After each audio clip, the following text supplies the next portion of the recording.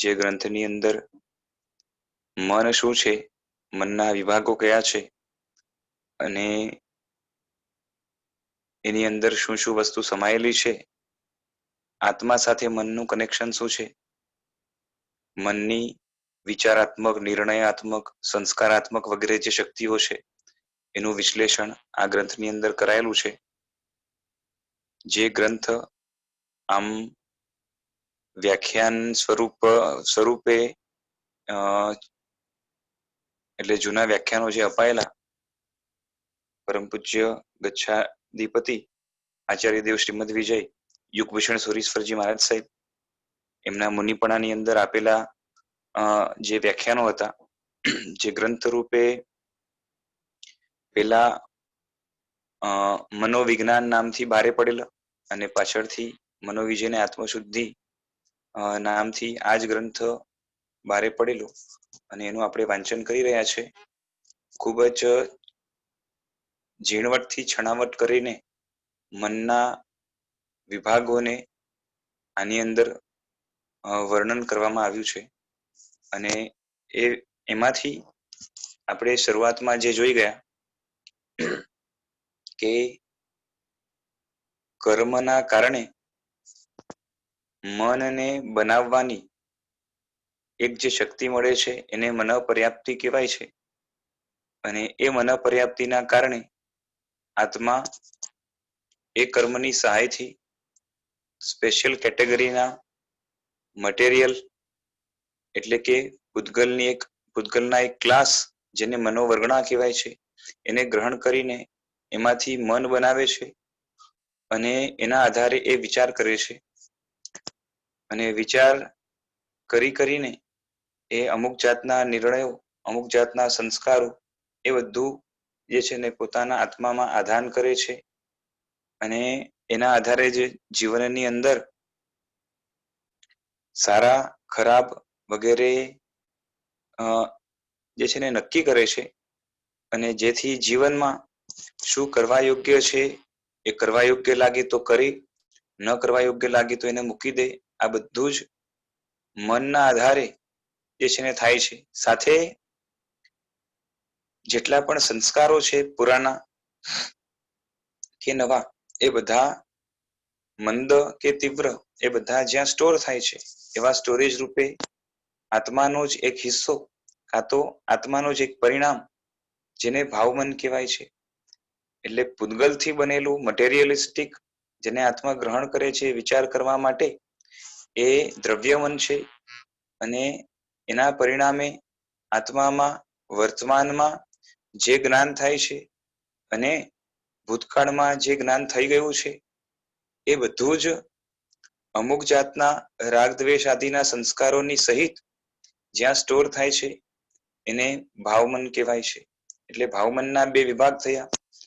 વર્તમાનમાં જેને જાણે છે એને ઉપયોગ મન કહેવાય, જેના દ્વારા જાણે છે એને ઉપયોગ મન કહેવાય. અને જ્યાં બધું સ્ટોર થાય છે અનાદિકાળનું, જ્યાં બધું કચરો કહો કાં તો રાગદ્વેષ પછી બીજા પણ જે છે ને સંસ્કાર એક રેકોર્ડિંગ તરીકે જ્યાં સ્ટોર્ડ છે એને આપણે લબ્ધિ મન કહીએ છીએ. એમાંથી લબ્ધિ મનમાંથી સૌથી જે પેલો વિભાગ છે જેને માન્યતા કહેવાય છે, કેમ કે લબ્ધિ મનની અંદર પણ 4 વસ્તુ અંકિત થાય છે. 4 વસ્તુ અંદર લબ્ધિ મનમાં સ્ટોર થાય છે.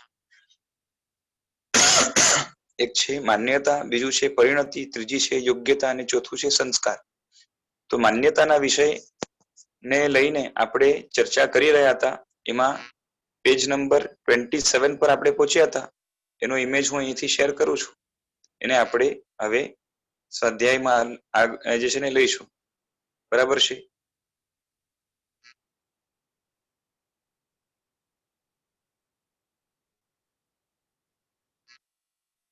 બોલો,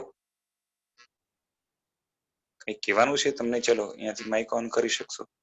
હા બોલો.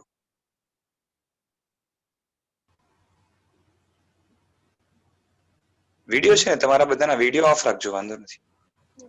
ખાલી માઇક ઓન રાખીને જે છે ને પૂછવું હોય તો પૂછી શકાશે. હા દ્રવ્યમન આપણું જે છે એ હા આપણા ભાવમાં વગર દ્રવ્યમન નકામું. દ્રવ્યમન ના કારણે જ વિચારો થાય છે. દ્રવ્યમનના કારણે જે છે ને મનની અંદર એટલે ભાવમનની અંદર જ્ઞાન થાય છે. એટલે નકામું નથી, ઉલટાનું દ્રવ્યમન. આપણે પેલા વાત થઈ ગઈ હતી, તમે હતા કે નહીં ખબર નહીં, પણ બહુ લગભગ પેલા લગભગ 5મા કે 6ઠા કે 7મા એપિસોડની અંદર એક ડાયાગ્રામ બનાવીને પણ મેં સમજાવેલું કે જેમ આંખ છે. હા, મેં જોયેલા છે. હા, તો આંખ છે એ આંખ આમ જડ છે, પરંતુ એ જોવા માટે આત્મામાં જે છે ને આત્માને જોવું હોય તો આંખના સહારે જોઈ શકે. બરાબર છે. એટલે આંખ જેમ સાધન છે એમ મન છે, દ્રવ્યમન પણ એ વિચારવાનું, જ્ઞાન કરવાનું એક સાધન છે. એટલે નકામું નથી, પરંતુ એના વગર જે છે ને આત્મા, સંસારી આત્મા જ્યાર સુધી એ કેવળ જ્ઞાન વગેરે ન થાય ત્યાર સુધી એને વિચારવું હોય તો એને જે છે ને મનનો સહારો લેવો પડે. અને કેવળ જ્ઞાન થઈ જાય પછી તો વિચારવાની જરૂરત પણ રહેતી નથી, કારણ કે સંપૂર્ણ જ્ઞાન થઈ જાય છે. એટલે જ્યાં સુધી ડાયરેક્ટ આત્માથી જ્ઞાન કરવા માટે આત્મા સક્ષમ નથી બનતો, નિર્ણયો લેવા માટે સક્ષમ નથી બનતો, ત્યાં સુધી મનની જરૂરત પડશે, દ્રવ્યમનની જરૂરત પડશે. એટલે દ્રવ્યમન છે એ સાધન છે અને એના દ્વારા આત્મામાં જ્ઞાન પેદા થાય છે. જે આપણું દ્રવ્યમન છે એ પૂતગલોનું બનેલું છે. જી. જ્યારે આત્મા શરીરને છોડે છે ત્યારે ભાવમન એની સાથે જાય છે. ભાવમન સાથે જાય છે, દ્રવ્યમન સાથે દ્રવ્યમન નથી જતું. દ્રવ્યમન શરીરમાં જ પડી રહે છે, કેમ કે એ હવે હા, દ્રવ્યમન શરીરનો અંગ નથી. પેલી વાત તો મન આખી અલગ કેટેગરીની વસ્તુ છે, જે શરીરનો હિસ્સો નથી. ખાલી ભાવમન સાથે જાય છે કે દ્રવ્યમન બી સાથે જાય છે આત્માની સાથે? સાથે આત્મા સાથે ભાવમન જ જાય છે, દ્રવ્યમન નથી જતું. અને દ્રવ્યમન શરીરનો હિસ્સો નથી પાછો. દ્રવ્યમન આખી અલગ કેટેગરીના પૂતગલોથી બનેલું હોય છે. જ્યારે વિચાર કરવાનું આવે ત્યારે જ એ મન બને છે, અને વિચાર પૂરા થાય એટલે એ મન જે છે ને એ વિખરાઈ જાય છે. પૂતગલનું બનેલું છે, વાતાવરણમાં જ વિખરાઈ જાય છે. એટલે આત્મા એને છોડી દે છે. એટલે એ કેવું છે, યુઝ એન્ડ થ્રો જેવું છે. એટલે શરીરનો હિસ્સો નથી. બરોબર છે. જ્યારે આ બ્રેન કે મગજ છે એ મન નથી. બરોબર છે. બ્રેન છે એ શરીરનો હિસ્સો છે. So brain is not mind and mind is not brain. હા, brain is supportive to mind. મનમાં વિચાર કરવા છે તો એમાં બ્રેનની જે છે ને એક સહાય લાગે, પરંતુ બ્રેન પોતે મગજ નથી, સોરી મન નથી. બ્રેનને મગજ કહેવાય અને મન એટલે માઇન્ડ, એ આખી જુદી વસ્તુ છે. બરોબર છે. બરોબર. પેલા આપણે જેમ જોઈ ગયા હતા કે જે નાના જીવો, ત્રસ જીવ કે એકેન્દ્રિય બેન્દ્રિય હોય છે, આપનું જે છે ને મન એટલું સ્પષ્ટ છે ને સંભળાતું નથી. આપણે જે પહેલા જોઈ ગયા હતા, હા, નાના જીવો કે જે ત્રસ જીવ અથવા એકેન્દ્રિય બેન્દ્રિય જે હોય છે, બરોબર, મન એટલું વિકસિત નથી હોતું. બરોબર છે. જે પૂતગલોનું જે મન બનેલું છે, દ્રવ્યમન, એ એટલું વિકસિત બરોબર છે. વિચાર શક્તિ નથી કરી શકતું. હા, બરાબર છે ને? તો એ હા, દ્રવ્યમન એમાં એવું વિકસિત નથી હોતું, પણ ભાવમન તો એવું ને એવું જ રહે છે ને એમાં. એ છે, પણ ભાવમનની અંદર પણ જે ભાવો લાવવા છે એના માટે વિકસિત જો દ્રવ્યમન ન હોય તો ભાવો માત્ર જે છે ને સુષુપ્ત રહે. સુષુપ્ત એટલે અનકોન્શિયસ જ રહે. બરોબર છે. કાં તો સબકોન્શિયસ રહે, કોન્શિયસમાં આવે નહીં. માટે જાગૃતિ ઓછી રહેવાની. એટલે ભાવમન એમને એમ એઝ ઇટ ઇઝ રહેશે, ખાલી સુષુપ્ત અવસ્થામાં વધારે. હા, બસ એટલું રહેવાનું છે. એ તો છે જ કે તમે આજે વિકસિત ભાવમાં છો, ડેવલપ્ડ તમારો જન્મ છે મનુષ્ય ભાવ તરીકે, તો એક ઘણો વિકાસ પામેલું તમારું મન તમને દ્રવ્યમન પણ મળ્યું છે, અને સાથે સાથે બહુ જાગૃતિ પૂર્વક જે છે ને એ સંવેદનાઓ, ફિલિંગ્સ, એ બધું વિચારણાઓ, જ્ઞાન વગેરે કરી શકો છો. એવું તમે પાછા સમજો કે મરીને એકેન્દ્રિય બેન્દ્રિય વગેરેમાં જાઓ તો ભાવમન આખે આખું એ બધું તમારી સાથે જ જવાનું છે. એટલે આખે આખું જશે એટલે શું થાય કે એઝ ઇટ ઇઝ જ જાય છે, પરંતુ ત્યાં જાગૃતિ જે છે ને એ ઓછી રહેશે, કારણ કે જે ભાવમન ગયું એ માત્ર જે છે ને શું છે કે ત્યાં કોન્શિયસનેસ એની નહીં હોય. એટલે સમજાય છે ને કે કેવું છે કે કોઈ મોબાઈલ હોય ને, એ શું કહેવાય કે તમે એક મોબાઈલની અંદર એ 8 GB નો ડેટા ભર્યો છે, બરોબર છે, એ જ ડેટા તમે સમજો કે બીજા મોબાઈલમાં ટ્રાન્સફર કરી દીધો, પણ બંનેના ડિસ્પ્લે ઉપર જે છે ડિસ્પ્લેમાં ફરક છે. એક હાઈ ડેફિનેશન નો ડિસ્પ્લે છે જેમાં એકદમ બ્રાઇટનેસ અને ક્લેરિટી ઘણી છે, અને બીજો છે એનો સ્ક્રીન પણ નાનો છે અને રિઝોલ્યુશન ઘણું ઓછું છે, અને માટે ક્લેરિટીમાં ફરક પડશે. તો આ રીતે છે કે ઉપસેલું જે છે ઉપર સુપરફિશિયલ કે જેને ઉપયોગમન કહેવાય, એટલે એમાં જે છે ને જેટલું હાઈ ડેફિનેશન અને લો ડેફિનેશનમાં ફરક પડે, રિઝોલ્યુશનમાં પણ ફરક પડે, એવું ત્યાં ફરક પડશે. બીજી એક વાત, જે ભાવમન જે આત્મા સાથે જ્યારે શરીર છોડીને સાથે જાય છે, હા, આત્મા ઉપર જે કર્મો રહેલા છે એ કર્મો બી આત્મા ઉપર હોય છે કે એ પણ ભાવમનમાં જ પડ્યા હોય છે? જેમ ભાવમનમાં ના, આપણે પહેલા જોયું કે ભાવમન એ સંસ્કાર ભાવમન belief ભાવમન છે ને, ભાવમન ભાવાત્મક છે અને કર્મ છે એ મટીરિયલિસ્ટિક છે. ઓકે, બરોબર છે. જેમ મન આત્મા સાથે ચોટે છે અને કામ થઈ જાય એટલે વિખરાઈ જાય છે. શરીર છે તો જ્યાં સુધી આયુષ્ય છે ત્યાં સુધી સાથે રહે છે, બરોબર છે, બરોબર, પછી શરીર છૂટી જાય છે. એવી રીતના કર્મ પણ એક જાતનું શરીર જ છે, પણ સૂક્ષ્મ છે. આ સ્થૂળ શરીર કરતા ઘણું સૂક્ષ્મ છે ને આત્મા સાથે ચોટેલું રહે છે, અને પરભવમાં જે છે ને મટીરિયલિસ્ટિક જ છે. આત્મા કરતા જુદી વસ્તુ છે, પણ આત્મા સાથે ચોટી ગઈ છે અને એ સાથે ને સાથે જાય છે. Okay, thank you. હા. બે પ્રકારના જે છે ને, એક કર્મ છે અને બીજું એક તેજસ નામનું શરીર છે. આ બે શરીર જે છે ને તેજ એટલે એક જાતની જે છે ને, એક જાતની શું કહેવાય કે ગરમી, બરોબર છે, એક જાતના જે છે ને શું કહેવાય કે ગરમાશ વાળા પૂતગલો એ સાથે ને સાથે જાય છે. એટલે આ બે વસ્તુ જે છે ને, સંસારી આત્મા એક ભવમાંથી બીજા ભવમાં જાય, પછી ભવની અંદર જીવે, પછી ફરી મરે, જ્યાર સુધી મોક્ષમાં ન જાય ત્યાં સુધી આ તેજસ અને કર્મ એટલે કાર્મણ, આ બે પ્રકારના શરીરો બે સૂક્ષ્મ જ છે. એમાં કાર્મણ સૌથી સૂક્ષ્મ છે, તેજસ ઓછું સૂક્ષ્મ છે. એ બંને સાથે ને સાથે જ હંમેશા હોય છે. હા, એમાં ઓછું વધારે થઈ શકે. જેટલા કર્મથી આત્મા વધારે ભારી થાય એટલા કર્મો જે છે ને આત્મા ઉપર વધારે ચોટેલા રહે, અને કર્મથી જેટલો હળવો થાય, ઓછા કર્મો બાંધ્યા હોય તો ઓછા. બાકી એ હોય છે તો હંમેશા જ, જ્યાર સુધી મોક્ષમાં નથી જતું. બરોબર. ચાલો, હું આગળનો જે છે ને પેજ શેર કરું છું. 27 પેજ છે. આપની પાસે બુક હોય તો એ સામે રાખજો.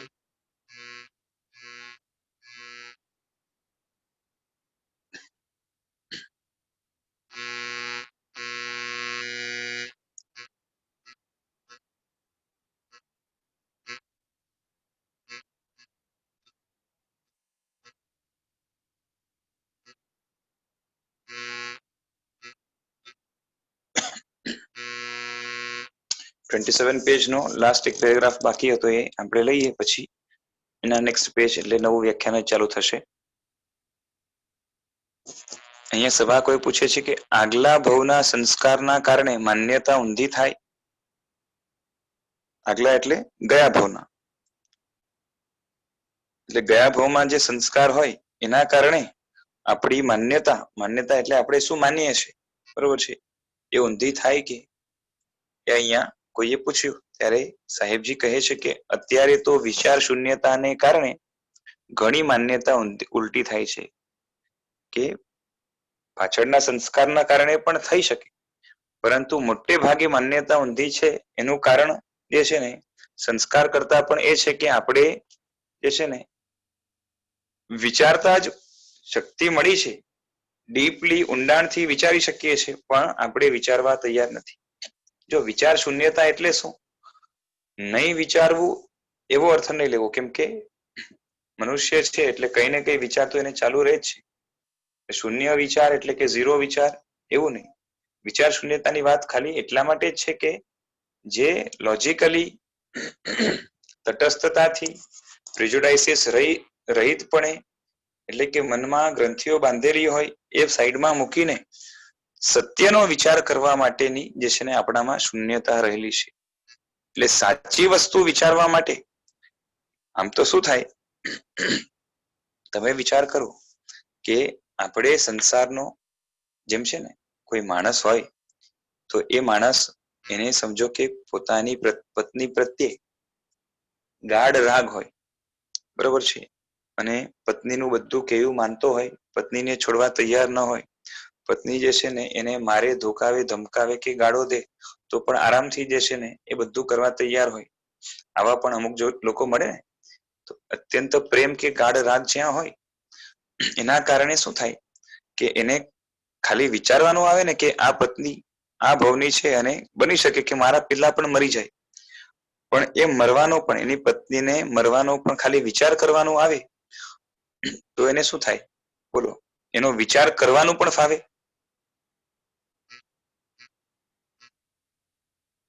શું કહું છું?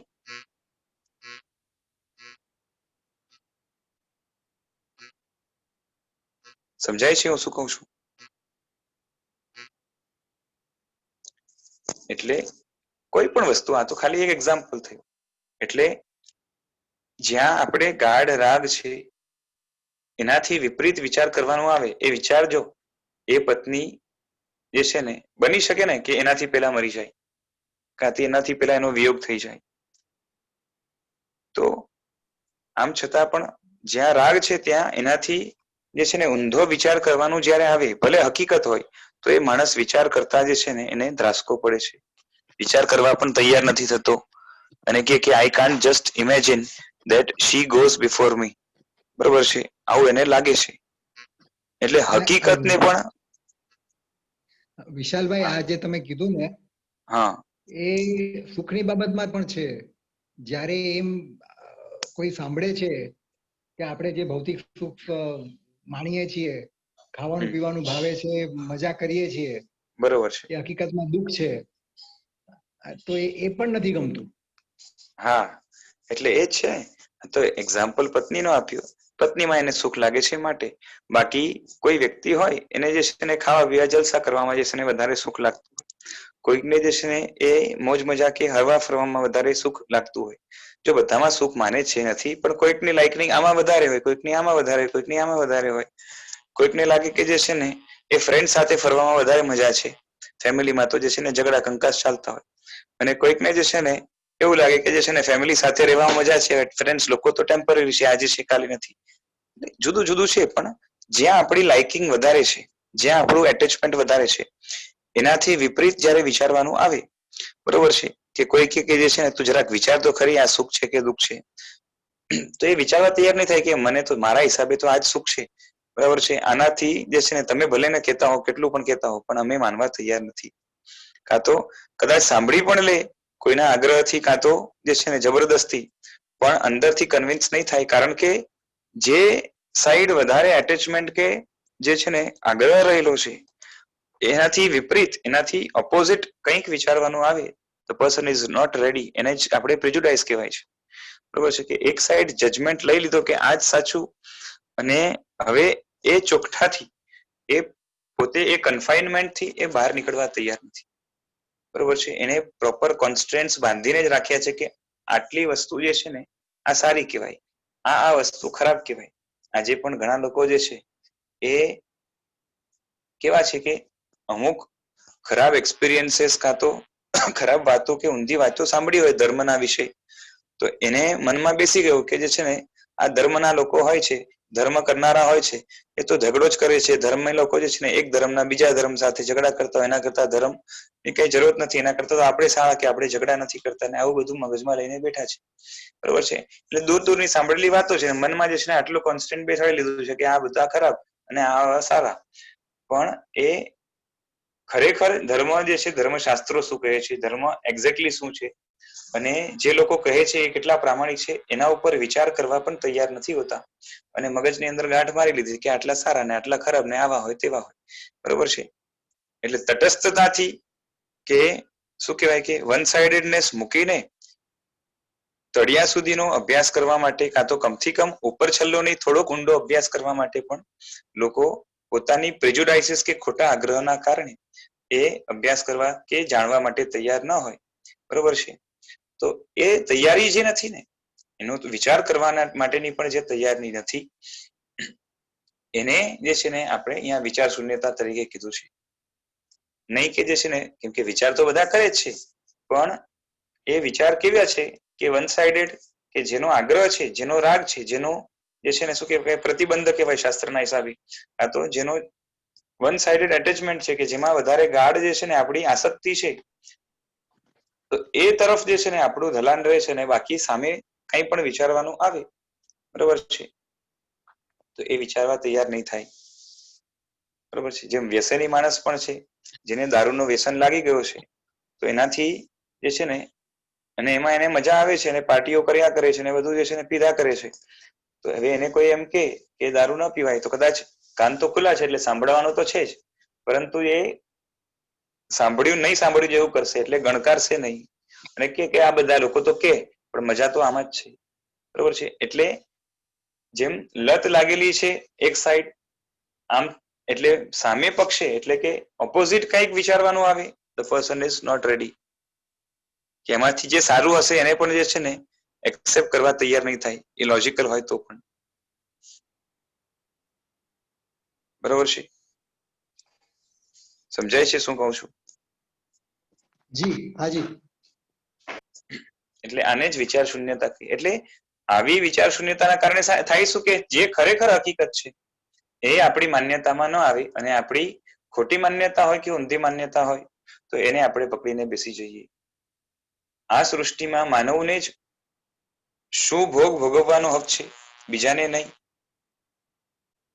જેમ ઘણા લોકો હોય, આજે માનવો કહેવાય ને કે દાનવ જેવા થયા છે, કે આજના માણસો પ્રગતિના નામે આજે વિચાર કરો કે ઇન્ડસ્ટ્રીયલાઇઝેશન કે પ્રોગ્રેસ કે ડેવલપમેન્ટના નામે આ જંગલોના જંગલો આપણે કેટલા બધા સાફ કરી નાખ્યા.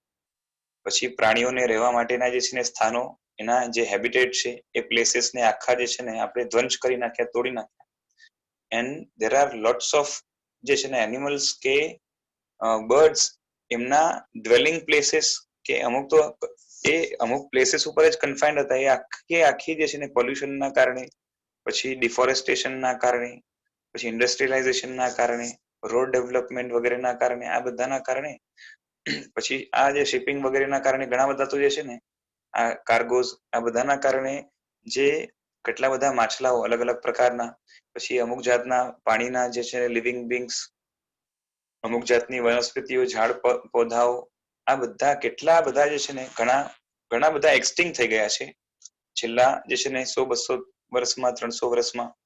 ઘણા બધા એ નિયર અબાઉટ ટુ એક્સટિંક્ટ છે. કોઈ જે છે ને એન્ડેન્જર્ડ છે, કોઈનો નંબર બહુ ઓછો થઈ ગયો છે, કોઈ વલ્નરેબલમાં આવી ગયા છે.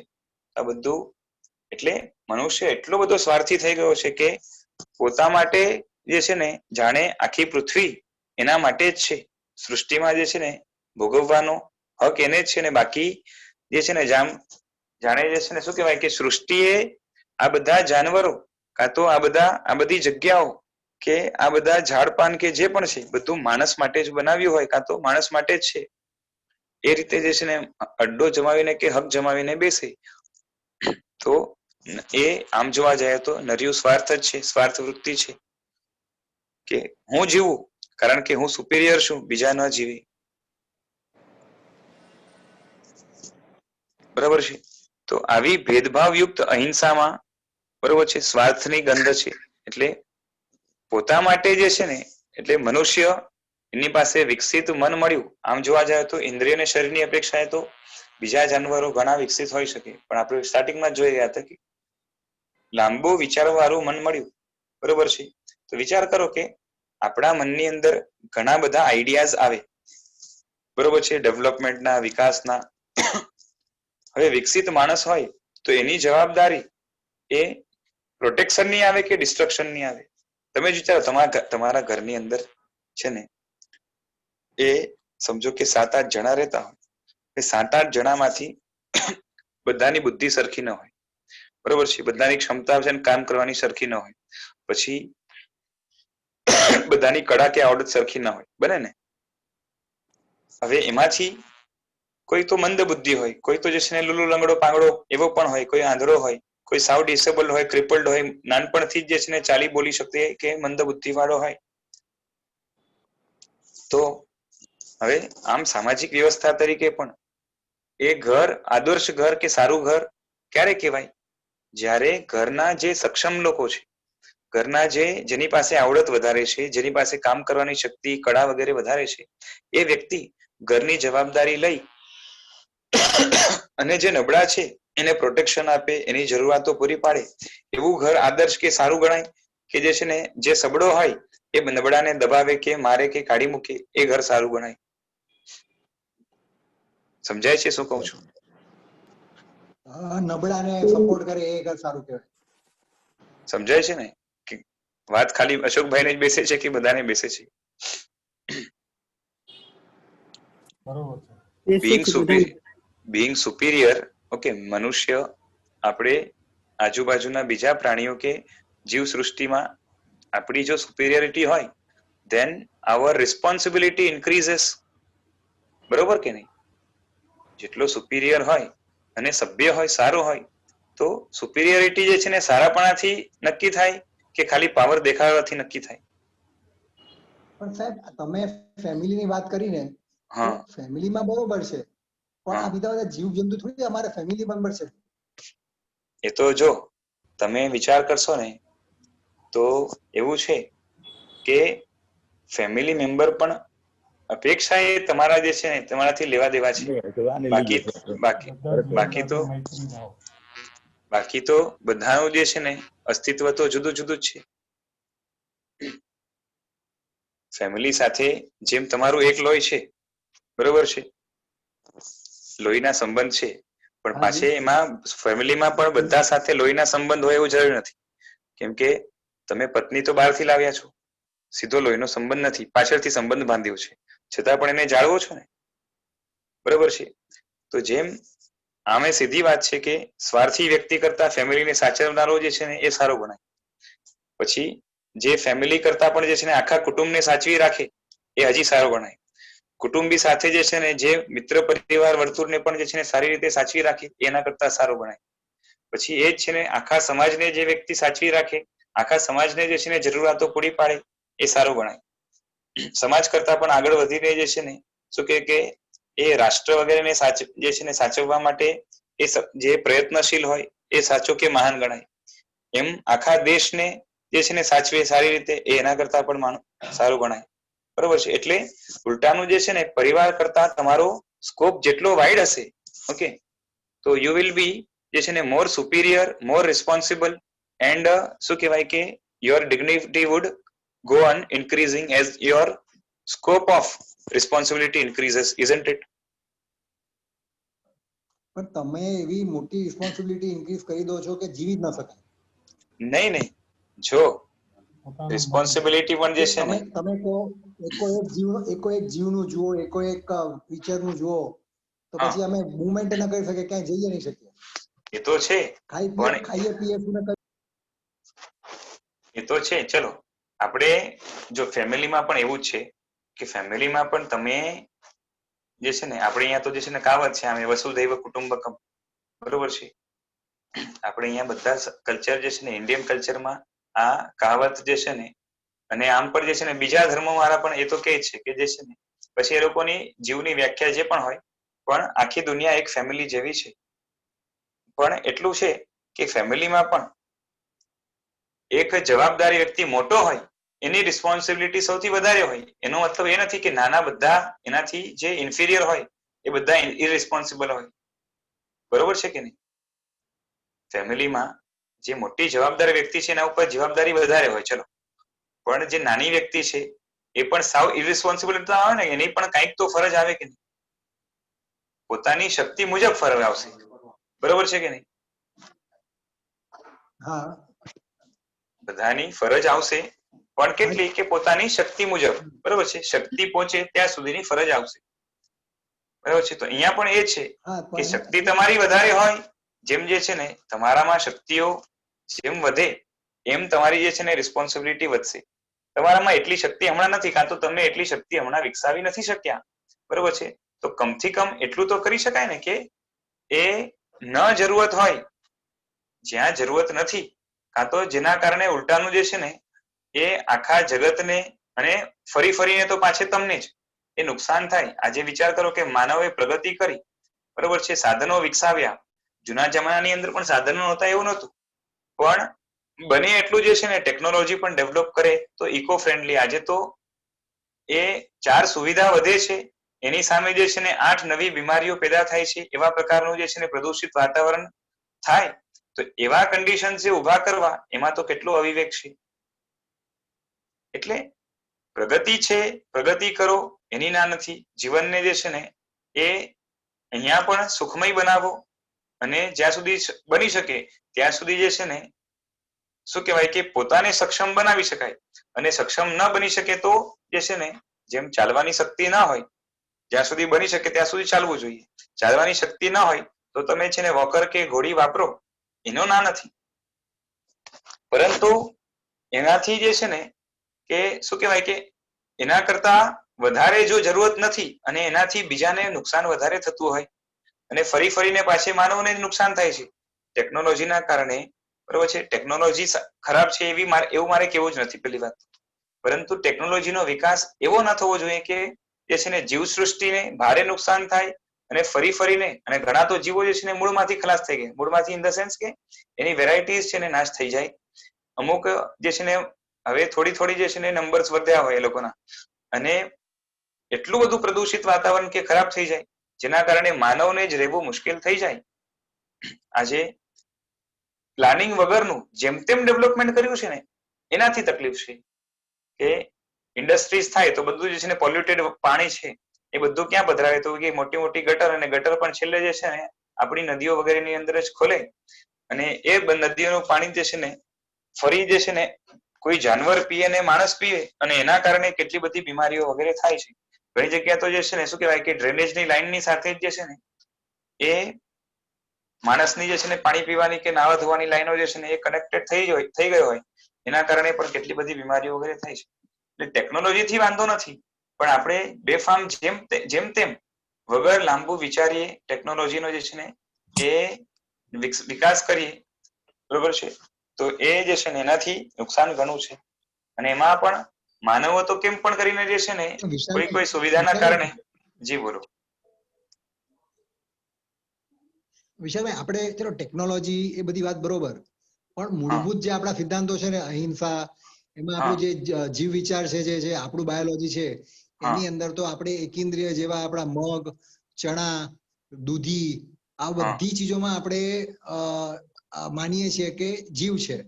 હવે તમે એમ કહો કે મારી રિસ્પોન્સિબિલિટી છે એ લોકોને મારે પ્રોટેક્ટ કરવા જોઈએ, તો આ બધું કઈ બેસતું નથી. એક બાજુ કહે પ્રોટેક્ટ કરવા જોઈએ, તો પછી એ બધું ખાયા વગર પ્રોટેક્ટ કેમ કરે? અને જો ખાઈએ છીએ તો એમને આપણે પ્રોટેક્ટ ક્યાં કર્યો? હવે એની માટે તો આખો લાંબો કન્સેપ્ટ છે. તમને જે છે ને ચલો સમજાવી દઉં. થાય છે શું કે પેલી વાત તો બની શકે તો ખાવું જ નહીં. આપણે અહીંયા જૈન શાસનની અંદર પાયાની વસ્તુ તરીકે જ છે કે જ્યાં સુધી બની શકે ભૂખ્યા રહી શકાય છે, સહન કરી શકાય છે, ત્યાં સુધી ખાવું નહીં. અને બની શકે અને પછી જ્યારે ખાવું પડે તો એ વચ્ચે વચ્ચે ગેપ લઈને, ગેપ ઇન ધ સેન્સ કે સમજો કે પેલા એક ઉપવાસ કર્યો, પછી ધીરે ધીરે એક કરતા વધારે ઉપવાસની ક્ષમતા નથી. સ્ટાર્ટિંગમાં તો ઘણાને એવું હોય કે નવકારસી માટે પણ પ્રોબ્લેમ થતી હોય, બરોબર છે, પણ એમ કરતા કરતા જે છે ને નવકારસીની પ્રેક્ટિસ થઈ જાય, પછી પોરસી, સાડપોરસી, એમ કરતા કરતા ઉપવાસની, પછી 2 ઉપવાસની, 3 ઉપવાસની પ્રેક્ટિસ થતી જાય, અને વચ્ચે વચ્ચે થોડું થોડું ખાવું પડે તો ખાવું, એટલે ઓછામાં પતે, બરોબર છે, એવું પ્રયત્ન કરવાનું આવે.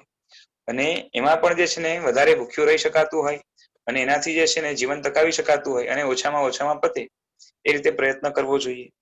હવે આનાથી થશે શું કે તમે જો જ્યારે ખાવું પડ્યું ત્યારે હિંસા તો કરવી જ પડી છે, નથી કરવી પડી એવું નથી, બરોબર છે. અને એમાં પણ જે છે ને હિંસા માટે પણ આપણે ઓપ્શન્સ ઘણા હતા કે એકેન્દ્રિયને ખાવું, 2 ઇન્દ્રિય, 3 ઇન્દ્રિય કે પંચેન્દ્રિય, બધા ઓપ્શન્સ હતા.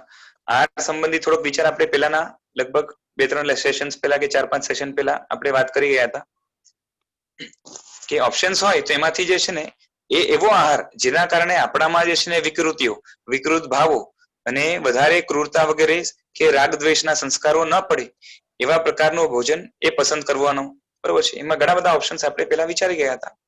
હવે એનાથી શું થશે કે એક તો જે છે ને આપણે આટલી તકેદારી રાખીએ છીએ, આપણે એટલા એલર્ટ રહીએ છીએ, આપણામાં દયાના સંસ્કાર આવશે, કઠોરતાના જે સંસ્કાર છે, જીવો પ્રત્યે દ્વેષના સંસ્કાર છે, નફરતના સંસ્કાર છે, ઓછા થશે. એમ કરતા કરતા જે છે ને આપણા અંદર દયા વણાઈ જશે, જે જીવો પ્રત્યેની ઉપેક્ષા છે એ જે છે ને ઓછી થતી જશે, અને અલ્ટિમેટલી ધીરે ધીરે કરીને આપણે આ રાગ દ્વેષ આદિથી પણ જે છે ને મુક્ત થતા થતા આપણે જે મનની વાત ચાલે છે કે મનની અંદર જે કચરો છે એ પણ જે છે ને આવા ભાવો કરીને એ કચરો ધીરે ધીરે કાઢીએ, અને છેલ્લે જયારે મનનો કચરો નીકળી જાય ત્યારે આત્મા વિતરાગ બની જાય છે. વિતરાગ બન્યા પછી એક કેવળ જ્ઞાની થાય છે, અને એ જ ભાવમાં મોક્ષે જાય છે. અને મોક્ષે જાય પછી ફરીથી એને જે છે નવું શરીર ધારણ કરવાનું હોતું નથી, અને શરીર ધારણ ન કરવાનું હોય એટલે હવે શરીર જયારે ધારણ નહીં કરે, શરીર હોય છે તો ખાવું પડે છે, શરીર હોય છે તો પીવું પડે છે, શરીર હોય છે તો આરામ, સુવિધા, સંબંધો આ બધું આવવાનું છે. એટલે શરીર રહિત હંમેશા માટે બની જાય મોક્ષમાં, એટલે એની માટેની જે છે ને એના સંબંધી બધી જ હિંસાઓ અટકી જાય છે. એટલે અલ્ટિમેટલી શું થાય છે કે આ પ્રોસેસ થી જઈએ તો કમ્પ્લીટલી હિંસાથી છેલ્લે અટકી જઈ અને ક્યારેય પાછી હિંસા ન કરવી પડે. એટલે શું કહેવાય કે આપણે હંમેશા માટેના બીજી બધી જીવ સૃષ્ટિના જે છે ને પ્રોટેક્ટર બની શકશું. બરોબર છે, પ્રાણી પ્રોસેસ છે, આ તો મેં બહુ શોર્ટમાં કીધું, બાકી જે છે ને આખું એના સ્ટેપ્સ આવશે, અને ક્રમશઃ જે છે ને આત્મા વિકાસ કરતો કરતો હિંસાના ભાવોથી મંદ જે છે ને ઓછો થશે, અને જયારે મોક્ષમાં જશે એટલે કે શરીર, ઇન્દ્રિય કે મન રહિત આત્મા જયારે થઈ જશે ત્યારે એને કોઈ જાતની હિંસાની જરૂરત નહીં પડે. એટલે રાઈટ નાઉ આપણે જે છે ને કહેવાય કે મેં કીધું ને કે ઘરના નબળા વ્યક્તિ હોય એના ઉપર રિસ્પોન્સિબિલિટી ઓછી આવે, એટલે આપણે we would not be able to protect everyone, બની શકે એટલું. અને એટલા જયારે મોક્ષમાં જશું then we would be the superior member of the family, કે જેની પાસે એટલી તાકાત છે કે આખી ફેમિલીને વ્યવસ્થિત સાચવી શકે, એટલે કોઈને હેરાન ન થવા દે. બરોબર છે, કમથી કમ એ રહેવાનું છે. વિશાલભાઈ, એનો મતલબ એમ થયો કે અત્યારે આપણે ખાવાનું રાઈટ તો જ છે જો આપણે એવી રીતે એનો ઉપયોગ કરીએ, જે ખાઈને શક્તિ મળે એનો એવી રીતે ઉપયોગ કરીએ કે જેથી અલ્ટિમેટલી આપણે બધાને પ્રોટેક્ટ કરી શકીએ. હા, બરોબર અને છે. એની અપેક્ષાએ આપણે પ્રોટેક્ટ કર્યો જ ગણાશે. હા, અને એ દિશામાં જ આગળ વધીએ, ખાઈને પણ એ દિશામાં જ આગળ વધીએ, જેથી કરીને આગળ જઈને ખાવું ન પડે. સમજાય છે ને? ખાઈને પણ હા એ દિશામાં આગળ વધીએ જેથી કરીને ખાવું ન પડે. આપણે છે ને આમાંથી ખબર નહીં કેટલા લોકો રેગ્યુલર પૂજા વગેરે કરનારા હશે, એમાં જ્યારે ભગવાનને નૈવેદ્ય ચડાવીએ છીએ ત્યારે આપણે એક દોહો બોલીએ છીએ, અણાહારી પદ મેં કર્યા વિગ્રહ ગઈએ અનંત, દૂર કરી તે દીજે અણાહારી શિવસંત. કે ભગવાન આજ સુધી આહાર વગર હું ઘણી વાર રહ્યો છું, બરોબર છે. આહાર વગર ક્યારે રહ્યો છું કે હમણાં તો કેવું છે કે આપણે જ્યારે ભૂખ લાગે ત્યારે મોઢાથી ખાતા હોઈએ છીએ, પણ એના સિવાય પણ આહાર આપણો સતત ચાલુ હોય છે, બરોબર છે. આપણા શરીરના રહેલા જે છિદ્રો છે ને એના દ્વારા સતત વાતાવરણમાંથી આપણે આહાર લેતા જ હોઈએ છીએ. એટલે આહાર વગરનો જે છે ને કોઈ ભવ નથી હોતો, કોઈ સંસારમાં કોઈ જે છે ને જન્મ આહાર વગરનો નથી હોતો, પરંતુ એક ભવમાંથી બીજા ભવમાં જાય અને રસ્તામાં જે છે ને થોડોક કાળ લાગે તો એ કાળમાં એને વિગ્રહ ગતિ કહેવાય, થોડોક વધારે કાળ લાગે તરત બીજી જગ્યાએ પહોંચી જાય ને, એટલે ફટાકથી પહોંચી જાય તો જે છે ને બીજી જગ્યાએ જઈને નવો આહાર લેવાનું ચાલુ કરી દે તરત જ. પણ જેમાં થોડોક વિલંબ થાય ત્યારે રસ્તામાં એટલો સમય જે છે ને એ આહાર નથી લેતો આત્મા, તો એને ત્યારે અણહારી કહેવાય. પણ એ અણહારી આવી રીતના આપણે અનંતવાર થયા, એક ભવમાંથી બીજા ભવમાં જતા આ રીતે અણહારી અમે એટલે આહાર વગરના અમે અનંતવાર થયા. પરંતુ ભગવાન હવે આ રીતે અણહારી નથી થવું, હવે અણહારી એ રીતે થવું છે, એટલે કે આહાર વગરના એ રીતે થવું છે કે હવે ફરીથી ક્યારેય આહાર ન લેવો પડે, બરોબર છે. આ દોહાનો ત્યાં અર્થ છે. એટલે કે હમણાં ભલે આહાર કરવું પડતું હોય એને એ રીતે કરીશ અને આહારથી મળેલી શક્તિનો એ રીતે ઉપયોગ કરીશ કે જેથી કરીને આગળ જઈને ક્યારેય આહાર ન લેવો પડે એવો હું મોક્ષ પ્રાપ્ત કરું.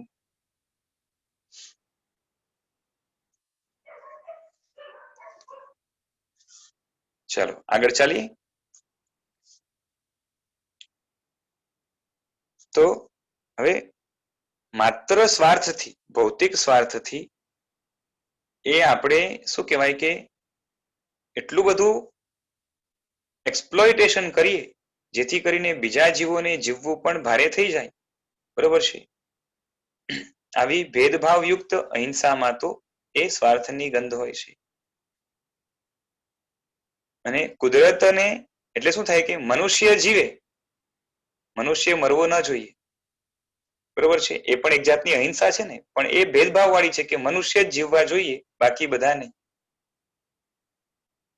બાકી બધાને જે છે ને જીવવાનો અધિકાર મનુષ્ય જેટલો નથી, કાં તો છે જ નહીં. બરોબર છે.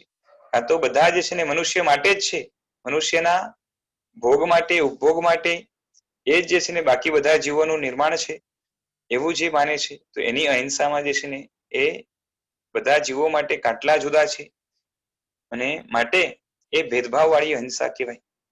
અને ઊંડાણથી આનો વિચાર કરવા લોકો તૈયાર નથી હોતા, કારણ કે સ્વાર્થથી ઘેરાયેલું મન છે. કુદરતે જેને જીવન આપ્યું છે તેનું જીવન લૂંટી લેવાનો જે છે ને તમને શું હક, કે એ પોતાના કર્મથી એ કોઈ જગ્યાએ કોઈ વ્યક્તિ કે કોઈ જીવ જન્મ્યો છે તો એનું જીવન છીનવી લેવાનું કે લૂંટી લેવાનું આપણે હક નથી. બરોબર છે. તમારા કોઈ 25 રૂપિયા લઈ જાય તો બદમાશ કહો છો, શું તેમાં તમે આખા લૂંટાઈ ગયા છો? તો કે ના. બરોબર છે. માત્ર 25 રૂપિયા લઈ ગયા. તમે કોઈને ગમે તેટલા બરબાદ કરી નાખો તો પણ તમે નિર્દોષ. તો આ શું કહેવાય? ન્યાય કહેવાય બે પક્ષે, કે આપણું કોઈ લઈ જાય થોડુંક પણ તો જે છે ને બદમાશ કે ખરાબ વ્યક્તિ ગણાય. પછી એના પ્રત્યે આપણે દુર્ભાવ થાય કે ન થાય એની વાત નથી, પણ ગણાય તો ખરાબ જ ને. એ જ રીતે આપણે કોઈના આખે આખા પ્રાણ લઈ લઈએ, કાં તો કોઈનું જે છે ને આખું બધું લઈને જે છે ને જૂટવી લઈએ, તો એ આપણે નિર્દોષ, કાં તો પોતાને દોષિત ન માનીએ ને એનો ઉલટાનો બચાવ કરીએ, તો આપણે આ અન્યાય કરી રહ્યા છીએ. બધે પ્રામાણિકતાથી વિચારવું પડે. ઉલટી માન્યતા નિર્વિચારકને ઢગલાબંધ રીતે પ્રવેશી જાય છે, કે જે લોકો ઊંડો વિચાર કરવા તૈયાર નથી. ઓકે, નિર્વિચારક એટલે આ જ વિચાર શૂન્ય. બરોબર છે. એટલે વન સાઇડેડ વિચાર કરે છે, પોતાના ખોટા કલ્પેલા જે છે ને પોતાના મનમાં ભરી રાખેલા જે માન્યતાઓ કે ફેથ કે પ્રેજુડાઇસીસ છે એના પક્ષમાં જ, એના ફેવરમાં જ વિચાર કરે છે, એ લોકો એ નિર્વિચારક ગણાય. અને આવા લોકોને ઊંધી માન્યતાઓ કેટલી બધી જે છે ને ઓલરેડી ઘૂસેલી છે અને નવી નવી ઘૂસતી જાય છે. ધર્મના ક્ષેત્રમાં માન્યતા સુધારી નાખો તો જ સફળ થશો. ધર્મના ક્ષેત્રમાં પણ આવું છે કે સંસારમાં જેવી માન્યતાઓ લઈને ફરતા હતા, ધર્મના ક્ષેત્રમાં આવ્યા પછી પણ એકવાર ધર્મનો સંપર્ક થયા પછી પણ માન્યતા જો એની એ જ રહે તો ધર્મના ક્ષેત્રમાં આવ્યા પછી પણ જે છે ને એનો લાભ નથી. એટલે માન્યતા ફેરવવી પડે. આ બધી માન્યતા બરોબર છે, હમણાં જે વાત થઈ છે બધી તો સ્થૂળ છે. સ્થૂળ એટલે મોટી મોટી છે, જે સહેલાઈથી સમજી શકાય હજી, પણ એના સિવાય પણ સૂક્ષ્મ ઝીણી, જેને સમજવામાં ઘણું જે છે ને કપરું પડે, આપણે સમજવું અઘરું પડે એવી સૂક્ષ્મ માન્યતાઓ પણ જે છે ને એની પણ વાત આગળ આવશે.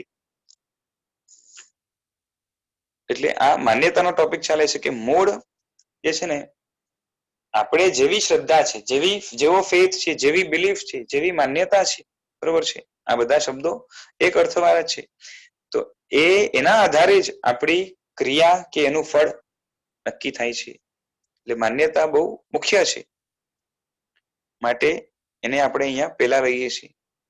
અને સુધરવું હોય આપણે, કાં તો આપણા જીવનમાં જે છે ને સારા ચેન્જીસ લાવવા, જીવનને સુધારવું હોય, જીવનને ખરેખર વેલ્યુ આપવી હોય, વેલ્યુએબલ બનાવવું હોય, તો સૌથી પહેલા ચેન્જ કરવા જેવું કંઈક હોય તો વિચાર શૂન્યતા મૂકીને ઊંડો વિચાર કરવા માટેની, પોતાના વિચારને જે છે ને એકવાર શું કહેવાય કે એ થામી રાખીને બીજાના વિચારો પણ સાંભળવાની તૈયારી જોઈએ, અને પછી એનું જે છે ને કહેવાય તટસ્થતાથી ઇવેલ્યુએશન કરવાની, કે મારા વિચારો કરતા આ વિચારો જે છે ને સારા છે કે નહીં. જો ખરાબ છે તો એને મૂકી દેવાનો, એનો વાંધો નથી. આપણે ન બેસે તો જે છે ને જબરદસ્તી એક્સેપ્ટ કરવાનું પણ પેલું નથી, પરંતુ ખાલી વિચારવાનું વન સાઇડેડ નહીં કે હું સાચો, એ વાત મૂકી દઈને આ પણ સાચો હોઈ શકે, એકવાર હું એના ઉપર પણ વિચાર તો કરું.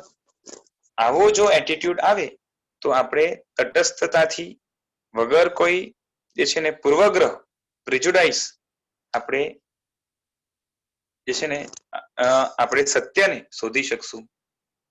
એક બુક છે ને મેં જોયેલી, એમાં સ્ટાર્ટિંગમાં જ લખ્યું કે તમે આ બુકને વાંચજો એ રીતે જાણે તમે કંઈ જાણતા જ નથી પેલા તો, અને જૂની તમે જે માનો છો જે માનો છો એ વસ્તુને પણ હમણાં બાજુ પર મૂકજો અને બુક વાંચજો.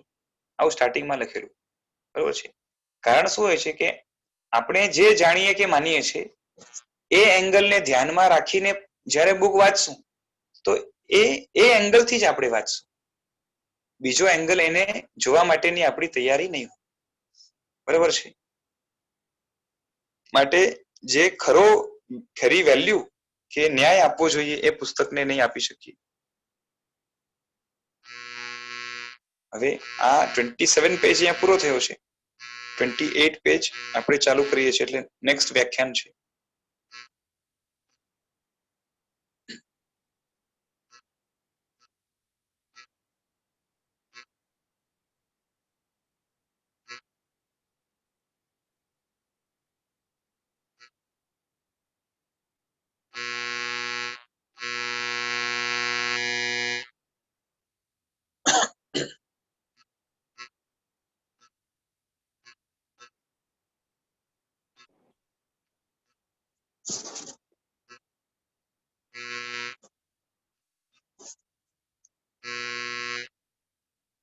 ત્રીજું વ્યાખ્યાન 1995 ના વ્યાખ્યાનો છે. અનંત ઉપકારી અનંત જ્ઞાની શ્રી તીર્થંકર પરમાત્માઓ જગતના પ્રત્યેક આત્માને સ્વતંત્રતાનો સ્વામી બનાવવા આ ધર્મતીર્થની સ્થાપના કરે છે. એટલે ડિપેન્ડન્સી હંમેશાથી આત્મા સાથે જોડાયેલી છે. વી આર ડિપેન્ડન્ટ ઓન કર્મ, સંયોગ વગેરે. તો પૂરેપૂરું સ્વતંત્ર બનાવવા માટે પરમાત્માએ આ ધર્મ શાસનની કે ધર્મતીર્થની સ્થાપના કરી છે. ધર્મ આત્માને દેહ, ઇન્દ્રિય, મનની પરાધીનતામાંથી મુક્તિ અપાવે છે. કે ધર્મ શું છે? તો જે આપણે શરીર, ઇન્દ્રિયો અને મન, આના ઉપર આપણે ડિપેન્ડન્ટ છીએ. એની ડિપેન્ડન્સીમાંથી મુક્તિ અપાવીને હંમેશા માટે ઇન્ડિપેન્ડન્ટ, સ્વતંત્ર બનાવે. અને એના માટે જે છે ને આ ધર્મ છે કે ભગવાને ધર્મતીર્થની કે ધર્મ શાસનની સ્થાપના પણ એના માટે જ કરી છે. તો ધર્મ એટલે શું? કે ધર્મ તમને તમારા સ્વામી બનાવે છે અને તે જ ધર્મનું કામ છે. બરોબર. આપણે પોતાના સ્વામી છીએ કે શરીર, ઇન્દ્રિય અને મનના ગુલામ છીએ? હાલત કેવી છે આપણી હમણાં? શરીરને જોઈએ આપવું પડે છે ને. ધર્મનું શું કામ કીધું તમે? પાછું રિપીટ કરો. ધર્મનું શું કામ કીધું? ધર્મ શરીર, ઇન્દ્રિય અને મન, આ ત્રણેયની ગુલામીમાંથી, પરાધીનતામાંથી, ડિપેન્ડન્સીમાંથી મુક્ત બનાવે છે. જો માલિક હોય ને, માલિક, એ માલિક સાચો કેને કહેવાય? કે એને નોકરનું કામ ના કરવું પડે અને નોકર એનું બધું જ કામ કરી શકે. કાં તો જેને નોકરની જ જરૂરત ના હોય એવા પ્રકારનો માલિક તો સૌથી વધારે ઇન્ડિપેન્ડન્ટ ગણાય. હમણાં આપણી હાલત શું છે કે આપણે શરીર પાસે, ઇન્દ્રિય પાસે ને મન પાસે આપણું કામ કરાવીએ છીએ, પરંતુ વધારે હાલત શું છે કે શરીર, ઇન્દ્રિય અને મન એ પોતાનું કામ આપણી પાસે કરાવી લે છે. બરોબર ને? બોલો, આપણે શરીરને હેલ્પ કરીએ કે શરીર આપણે હેલ્પ કરે છે? વધારે હાલત શું છે કે આપણે શરીરની ગુલામી કે શરીરને આપની? માવજત કોણ કોની વધારે કરે છે?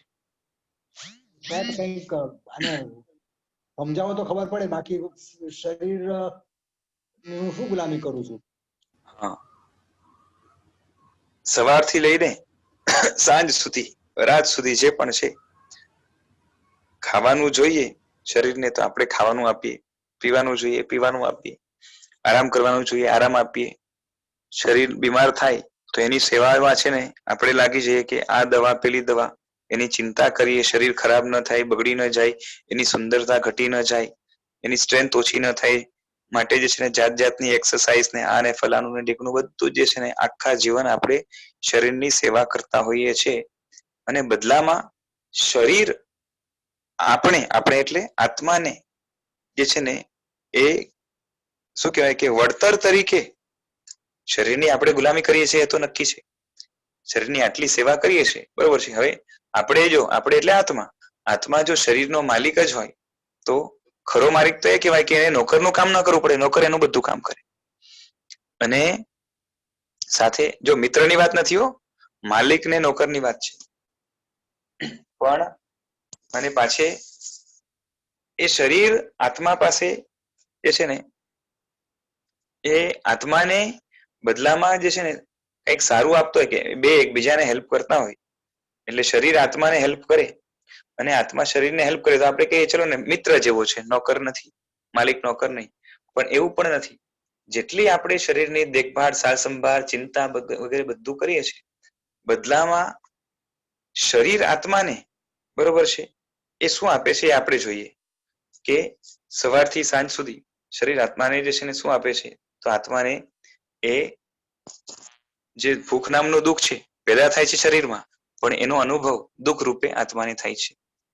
તરસ છે એનો દુઃખ આત્માને થાય છે બરોબર છે, કેમ કે શરીર પોતે જે છે ને સુખ કે દુઃખની લાગણી અનુભવી શકતો નથી. પછી થાક છે એનો દુઃખ પણ જે છે ને આત્માને અનુભવવું પડે. આખા શરીરનો બોજ લઈને ફરવાનું એટલે કે બોજરૂપ ભાર એ શરીર આત્માને આપે છે. પછી જે છે ને શરીરના કારણે જે ક્રિયાઓ થાય છે હાલવા ચાલવા બોલવા વગેરેની બરોબર છે, આ બધી ક્રિયાઓના કારણે એ કર્મ બંધ થાય છે, કર્મ બંધાય છે એ પણ આત્માને બંધાય છે જે આગળ જઈને આત્માને જે છે ને એ અલગ અલગ પ્રકારના સંતાપ કે દુઃખ આપે છે. એટલે આત્મા શરીરનું બધું જ સારું કરવા કરે, એની ચિંતા કરે, એને ખરાબ ન થાય જાય કાળજી રાખે અને બદલામાં એ શરીરે જે છે ને શરીર આત્માને એ સજાઓ આપ્યા કરે. તો હવે કોણ કોનું માલિક, કોણ કોનો સ્વામી એ અને કોણ કોનો નોકર કે ગુલામ કહેવાય આપણે વિચારવા જેવું છે. આ જ રીતે ઇન્દ્રિય વિશે પણ સમજી લેવાનું કે ઇન્દ્રિય જે માંગે આપણે આપવા તૈયાર થઈએ પરંતુ બદલામાં ઇન્દ્રિય એ આપણે પાપનો પોટલો જ આપે છે આત્માને. રાગ કે દ્વેષ કરાવી નહીં બરોબર છે, એટલે નિમિત્ત બનીને, સીધું તો ન કરાવે બધું, એમાં વાયા જે છે ને એ બધું મન કરાવવાનું છે પણ નિમિત્ત બને છે બરોબર છે. એ જ રીતે મન છે તો મનને જે છે ને વિચારવું છે એના માટે પણ શક્તિ આત્માની લાગશે. મન બનાવવું છે એટલે કે વિચાર કરવા માટે જે શક્તિ લગાડવાની છે એ પણ આત્માની. મનને જે છે ને મનની અંદર સંસ્કારો પાડવા છે એ બધા પણ જે છે ને આત્માની જ્ઞાન શક્તિને આશ્રયને થશે. પછી મનની જેટલી પણ ઈચ્છાઓ છે એમાં પણ એ સીધો જે છે ને શું કહેવાય કે સપોર્ટ આત્માનો રહેશે. અને જ્યાં ફાવે ત્યાં જે છે ને મન આત્માને દોડાવ્યા કરે અને આત્મા પોતે પણ દોડે, પોતાના જ્ઞાનને, પોતાની શક્તિઓને, પોતાના વીર્યને બધે એમાં લગાવી દે અને અલ્ટિમેટલી આત્માને મળે શું તો કે કર્મ મળે, કષાય મળે બરોબર છે અને મિથ્યાત્વ મળે, આ બધી સજા મળે. એટલે મન આત્માને જે છે ને નચાવ્યા કરે એમ આત્મા નાચે તો આત્મા મનનો જે છે ને સ્વામી ગણાય કે ગુલામ ગણાય એ વિચારવા જેવું છે. જો પછી જેને શરીર ઇન્દ્રિયને મનને કાબુમાં લીધા છે એ વ્યક્તિ તો સાધક આત્મા છે બરોબર છે. હું તો કોમન સામાન્ય માણસોની વાત કરું છું કે જે સામાન્ય માણસ છે જેને શરીર ઇન્દ્રિયને મનને અંકુશમાં નથી રાખ્યા, કંટ્રોલમાં નથી રાખ્યા બરાબર છે. એ લોકો બધા જ શરીર ઇન્દ્રિય અને મનના આમ જોવા જઈએ તો માલિક નથી, ગુલામ છે. અને એ પણ ગુલામ કેવા ખબર છે, આ જૂના જમાનાની અંદર જે છે ને આ સ્લેવ્સ ને વેચવાનું કામ થતું. આ આફ્રિકા ને અમુક જે છે ને કોસ્ટમાં ખબર છે તમને, ખ્યાલ હશે તો એક દેશમાંથી બીજા દેશમાં જે છે ને રાજાઓ પણ એ ગુલામો વેચે, લે વેચ કરે. અહીંયા બહુ ઓછું થતું હશે, બાકી બીજા જે છે ને વેસ્ટર્ન કન્ટ્રીઝ અને આપણે આ આફ્રિકાના તો અઢળક બરોબર છે એ ગુલામો જે છે ને એ વેચાતા બીજા કન્ટ્રીઝમાં. અને એની પાસે એને ખાવાનું આપે થોડુંક અને બાકી કામ જે છે ને બહુ જોરદાર એકદમ મજૂરની જેમ કરાવે અને ઘણાનું તો જે છે ને જાન નીકળી જાય એટલું જે છે ને એને કામ કરાવે બરાબર છે ને. તો આ રીતે એટલે આત્માને તો જે છે ને આ મજૂર કરતા પણ ખરાબ કે બદલામાં કંઈ ન મળે અને બધું જ નિચોડી લે એવી હાલત કરે અને પાછો આ પેલો મજૂર છે ને એને કઈ માલિક ઉપર રાગ ન થાય. મજૂર છે ને જે મજૂર કે શું કહેવાય કે ગુલામ, બરોબર છે, એ ગુલામ કામ કરે એને માલિક જબરદસ્તી કામ કરાવે તો એને જે છે ને ખબર છે કે આ તો જે છે ને કેવા છે કે બધા નાલાયક છે કે માણસ સાથે માણસાઈ નથી કરતા અને આપણી પાસે આટલું બધું કામ કરાવે છે, માણસાઈ છે કે નહીં. એટલે ખબર તો છે કમથી કમ એટલી કે આ બધા જે છે ને અમારો કસ કાઢે છે. જ્યારે આપણે તો જે છે ને એટલે કે આત્મા, સંસારી આત્મા ખુશી ખુશી, બરોબર છે, વફાદાર જે છે ને એ ગુલામની જેમ ખુશી ખુશી જે છે ને કરે છે. એટલે ત્યાં ભાન પણ નથી કે આ બધું મારું નિછોડી લે છે અને બદલામાં કશું નથી આપતું, ઉલટાનો દુઃખ આપે છે કે કર્મનો ભાર આપે છે, ખરાબ સંસ્કારો આપે છે. મને ખબર નથી કે કેટલાને કેટલું સમજાય છે, ન સમજાતું હોય તો પૂછજો. બરોબર છે. કઈક બોલો તો મને પણ ખ્યાલ આવે કે ઊંઘી ગયા છો કે જાગો છો. સમજાય છે. સમજાય છે. હા હા, કેમ કે હમણાં છે ને પેલા ઓનલાઈન લેક્ચર ચાલતો હોય બાળકોને સ્કૂલ વાળા બધા કરાવ છે હમણાં બધા, કેમ કે સ્કૂલો બંધ છે તો બાળક છે ને એ વિડીયો બંધ હોય એટલે આંખ બંધ કરીને સુઈ જાય. ટીચર બોલવું હોય બોલે, બરોબર છે. અમે જાગીએ છીએ. હા તો સારું છે.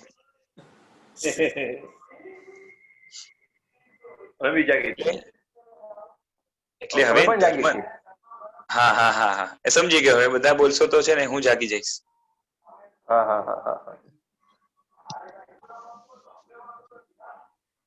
હવે અહીંયા કહેવાનું તાત્પર્ય શું છે કે ધર્મ એટલે આમ જોવા જાય તો એ આત્માને સ્વતંત્ર બનાવે, આ શરીર, ઇન્દ્રિય અને મનની ગુલામીમાંથી મુક્ત બનાવે એવી જે પણ વિચારણા, જે પણ ક્રિયાઓ, જે પણ જે છે ને સાધનો, એ બધો જ મનનો, ધર્મનો હિસ્સો છે.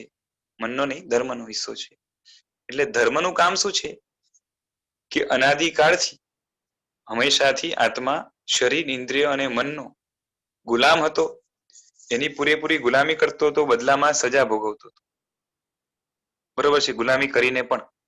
અને હવે ધર્મ દ્વારા આત્મા પોતે જાગૃત થાય છે, એને ખબર પડે છે કે હું તો ગુલામીમાં ફસાયેલો છું. હવે મારે શરીર, ઇન્દ્રિય, મન એને કાબુમાં લેવા છે, એને ગુલામ બનાવવા છે, મારું કામ એના પાસે કઢાવવું છે. એ આજ સુધી પોતાનું કામ કઢાવતા હતા અને મને જે છે ને એ સજા આપતા હતા. બોલો હાલત કેવી હતી ખબર છે કે તમે વિચાર કરો કે તમને છે ને કોઈ કે જે છે ને જ્યાં પેલા શું કહેવાય કે પેલા માણસ નું જે છે ને પાકીટ મારી આવ. પાકીટ મારી આવ એટલે સમજે ને કે પેલા માણસનું પાકીટ ચોરી કરી આવ. આપણે કહીએ કે ના ના તો ક્યારેક કરી આવ ને જાને, બરોબર છે, બહુ ફોર્સ કરે એટલે આપણે ત્યાંથી પાકીટ ચોરી કરીને આવ્યા, બરોબર છે. એ ચોરી કરીને આને આપી દીધું અને પછી એ જ મિત્ર આપણે બે ઝાપડ મારે કે સાલા ચોરી કરે છે, બરોબર છે, એવો મિત્ર કેવો કહેવાય?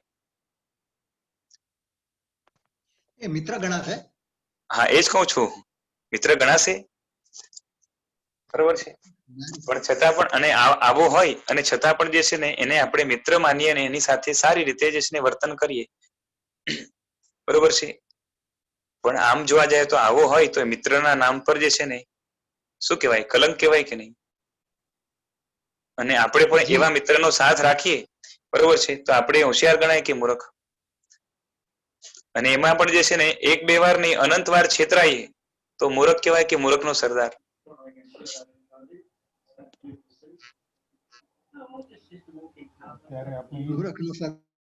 હા તો એટલે જ અહીંયા પણ એવું થાય છે કે આ શરીર, ઇન્દ્રિય અને મન આપણે ખોટા રવાડે ચડાવે, ખોટા રવાડે ચડીને આપણે ખોટા કામો કરીએ, બરોબર છે. અને પાછે એનું ફળ બરોબર પાકીટ મારીને કોને આપી? એવી રીતના જે છે ને ભોગો બધા શરીર ઇન્દ્રિય અને મનને આપણે આપી દીધા અને એ જ શરીર ઇન્દ્રિય મન જે છે ને આપણે સજા અપાવે. કોની સજા ખબર છે ને? કર્મની ને કશાયોની.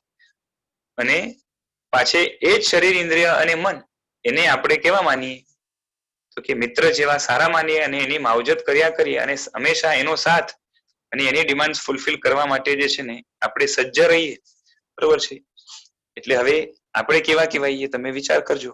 બરોબર છે. બોલવાની જરૂરત નથી, સમજી જાજો. તો હવે આપણે જાગૃત થઈએ અને આવો મિત્ર, આ બધા મિત્રો જે છે ને લુચ્ચા છે. બરોબર છે. આમ જોવા જઈએ તો એની પાસે કામ કઢાવવા જેવું છે પણ આપણી આવડત એવી થવી જોઈએ.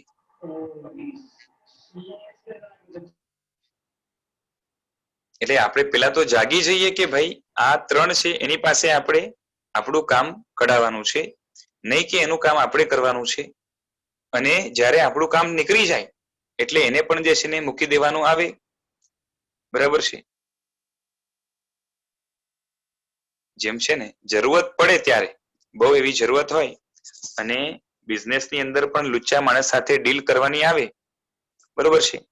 તો એ ડીલ જે છે ને આપણે કઈ રીતે કરીએ કે જેથી કરીને કે હું પોતે છેતરાઈ ન જાઉં. બરોબર છે. અને ઘણો એલર્ટ રહું અને કામ નીકળી જાય જેમ જ પછી શું કરીએ? જેમ કામ નીકળી જાય એના પછી શું કરીએ? ડિસ્ટન્સ રાખી દઈએ. હા, ડિસ્ટન્સ રાખી દઈએ કે ભાઈ હવે તું તેરે ઘર ઓર મેં મેરે ઘર. બરોબર છે. એવી રીતના શરીર ઇન્દ્રિય અને મન એ લુચ્ચાઈ કરીને આજ સુધી આપણે ઠગ્યો છે પણ હવે એના વગર જીવાય એમ નથી, એના વગર રહી શકાય એમ જ નથી. તો જ્યાર સુધી એની સાથે ડીલ કરવું પડે તો એક તો સાવધાની ઘણી રાખીએ કે આપણે ક્યાંય ઠગાઈ ન જઈએ અને બની શકે એટલું આપણું કામ એની પાસે કઢાવી લઈએ. અને પછી જેમ આપણું કામ પૂરું થયું એટલે ભાઈ ટાટા બાય બાય અને શરીર ઇન્દ્રિય અને મનથી રહિત જ્યારે આત્મા બની જાય એને જ આપણે મોક્ષ કહેવાય છે. એટલે ટૂંકમાં આ શરીર ઇન્દ્રિય મનથી ઠગાઈ ન જવા માટે જે પણ કરીએ છીએ આપણે એનું જ નામ ધર્મ છે. અને છેલ્લે એનાથી રહિત બનવા માટે જે કરીએ છીએ એનું જ નામ ધર્મ છે. બરાબર છે. ધર્મની અનેક વ્યાખ્યા છે, એમાંથી એક વ્યાખ્યા આ સમજી લેવાની કે ધર્મ એનું જ નામ કે જે આત્માને જે છે ને શરીર ઇન્દ્રિય અને મનની ગુલામીમાંથી મુક્ત કરે, એની પાસે ધાર્યું કામ કઢાવવા માટે પુરુષાર્થ કરાવે અને સાવધાની રખાવે અને અંતે એ જ દેહ ઇન્દ્રિય અને મન એટલે શરીર ઇન્દ્રિય અને મન એનાથી આત્માને હંમેશા માટે જુદો કરે એનું નામ ધર્મ છે. I hope you are understanding. ઠીક છે. હવે આગળ કે અનંત કાળથી આપણો આત્મા પરાધીનતામાં, ડિપેન્ડન્સીમાં, ગુલામીમાં પડ્યો છે. તેમાંથી બહાર નીકળી મુક્ત બની સ્વતંત્રતાના સ્વામી બની તે જ ધર્મનું લક્ષ્ય છે. કે ધર્મનું કાર્ય કે લક્ષ્ય કે એ હેતુ કે ફાઇનલ ડેસ્ટિનેશન તરીકે શું છે કે આત્માને હંમેશા માટે આ ગુલામી કે પરાધીનતા, પરતંત્રતા એમાંથી એ જુદો કરે. ભાઈ માઇક છે ને બંધ રાખજો ને. ચલો હું અહીંયાથી બંધ કરી દઉં છું. કોઈને કઈ કામ હોય તો હેન્ડ રેઝ કરજો. ચાલો. એટલે ધર્મનું લક્ષ્ય શું છે કે ધર્મ કેના માટે છે તો આ જેટલી ગુલામી કે પરાધીનતા છે એમાંથી આત્માને મુક્ત કરે, છૂટો કરે. બરાબર છે. જગતના જીવ માત્રને પરાધીનતા ગમે છે અને સ્વતંત્રતા નથી ગમતી તેવું નથી. છતાં પણ આપણો સ્વભાવ શું છે કે બાહ્ય જગતમાં આપણા ઉપર કોઈ વર્ચસ્વ રાખે, આપણને કોઈ કબજામાં રાખે, આપણને કોઈ કાબુમાં રાખે તો તે આપણને ગમતું નથી. બહારની દુનિયામાં કેવું થાય કે આપણે કોઈ જે છે ને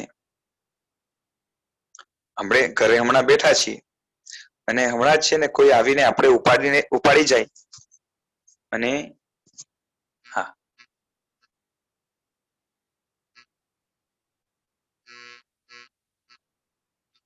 હા બોલો. ના બસ હમણાં કઈ નથી. હા તો આપણે કોઈ ઉપાડી જાય હમણાં જ અને પોતાનો ગુલામ બનાવે, પોતાના કબજામાં રાખે, બરોબર છે, તો આપણે નથી ગમતું, નહીં ગમે, બરોબર ને? એટલે બહારની દુનિયામાં ઉપર છલ્લું જે આ પરતંત્રતા છે, કોઈના અધીન રહેવું એ આપણને ગમતું નથી, બરોબર છે.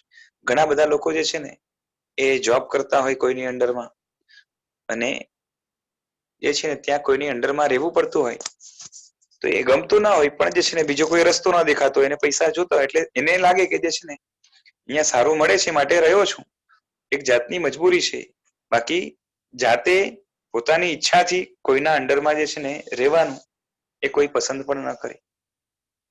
પણ આ બારેથી આપણે સમજાય છે, પણ અંદરની દુનિયામાં, અંદરના જગતમાં આપણે શરીર, ઇન્દ્રિય અને મનની ગુલામી કરીએ છીએ, ભોગવીએ છીએ ગુલામીને, બરોબર છે. એ આપણે જે છે એ સમજાતું નથી. અને મોટા ભાગના લોકોની તો હાલત એ છે કે જે આત્માથી દેહ, ઇન્દ્રિય અને મન એ કઈ રીતે જુદા છે એ જ ખબર ના હોવાના કારણે એને લાગે કે ભાઈ આ બધું જે છે ને થયા કરતું હોય, એક્સેપ્ટેડ જ માને ને કે ભાઈ શરીર માંગે છે તો આપવું પડે, શરીર કહે છે તો કરવું પડે. પાછી આત્માને શરીરનો કોઈ ખાસ ભેદ ખબર ના હોય એટલે એને પણ લાગે કે ભાઈ મારો જ શરીર છે એટલે કે હું પોતે જ છું, પોતે પોતાને ન આપે તો પછી કોને આપે? એટલે દેહ, ઇન્દ્રિય અને મન એ બધું જ જે છે ને આમ તો બધું સંભુ મેળો કરી નાખે અને આત્મા ને પણ એમાં ભેગો કરી નાખે. એટલે મારું જ અસ્તિત્વ છે, મારે જ પોતાને આપવાનું છે. એટલે હું પોતામાં, એટલે મારા પોતામાં ડિમાન્ડ ઉભી થઈ હોય તો એને તો પૂરી કરવી જ પડે ને.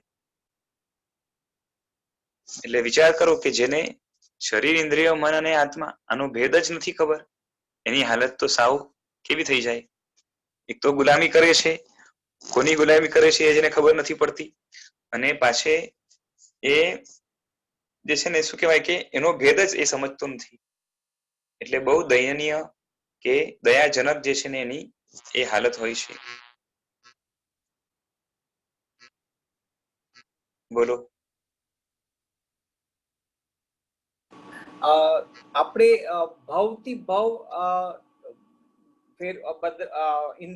શરીર બદલાતું જશે તો બરોબર. એવા અમુક એવા ભાવ પણ આવશે કે જ્યાં આ પરાધીનતા, ગુલામી એ બહુ ઓછી પણ હશે, એવું ખરું? એવું તો હવે તમે ક્યાંકથી લઈ આવો તો થાય. હવે જે રીતે મનુષ્ય છે એને તો ઘણી બધી પરાધીનતા દેખાય છે, પણ હવે જો કોઈ ભાવમાં માણસ પાંદડું બન્યો તો એને આટલી બધી પરાધીનતા નહીં હોય ને? નહીં, જો બહારની પરાધીનતા અમુક જાતની અલગ છે. હમણાં તો શરીર, ઇન્દ્રિય અને મનની પરાધીનતાની વાત થાય છે. પછી પાંગડો હશે તો એને તો પાછી બીજા જીવોની પણ જે છે ને આધીન રહેવું પડશે. કોઈ સેવા કરે, કોઈ કંઈક કરે, ઓકે, એની પરાધીનતા હજી વધારે હશે. પછી કોઈ જે છે ને દેખી નથી શકતો તો એને કોઈનો ટેકો લેવો પડશે, લાકડીનો લેશે કાં તો માણસનો લેશે, બરાબર છે? લીપ પાંદડું બન્યા, થડ બન્યા કે અચ્છા, પાંદડું બન્યા. હા, પાંદડું, લીપ, તો એની પરાધીનતા ઓછી થઈ જશે એ જીવ ત્યારે આત્માની. ના ના ના ના, એવું નથી. લેવલ તો ફરક પડતો હશે.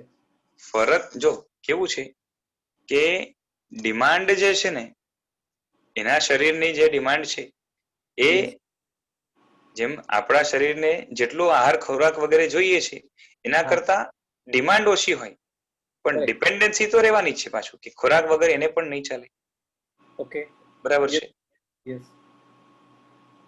એટલે ડિપેન્ડન્સી રહેશે, પણ ખાલી જે છે ને એ ડિમાન્ડમાં ઓછું વધારે થાય, લેવલ ઓછું વધુ. હા, એ તો એવું છે કે જેમ આહાર ઉપર જે છે ને આપણે ડિપેન્ડન્ટ છીએ અને એનું આયુષ્ય પણ ત્યાં કદાચ નાનું હોય તો એના એટલું ઓછું કર્મ બંધન થશે.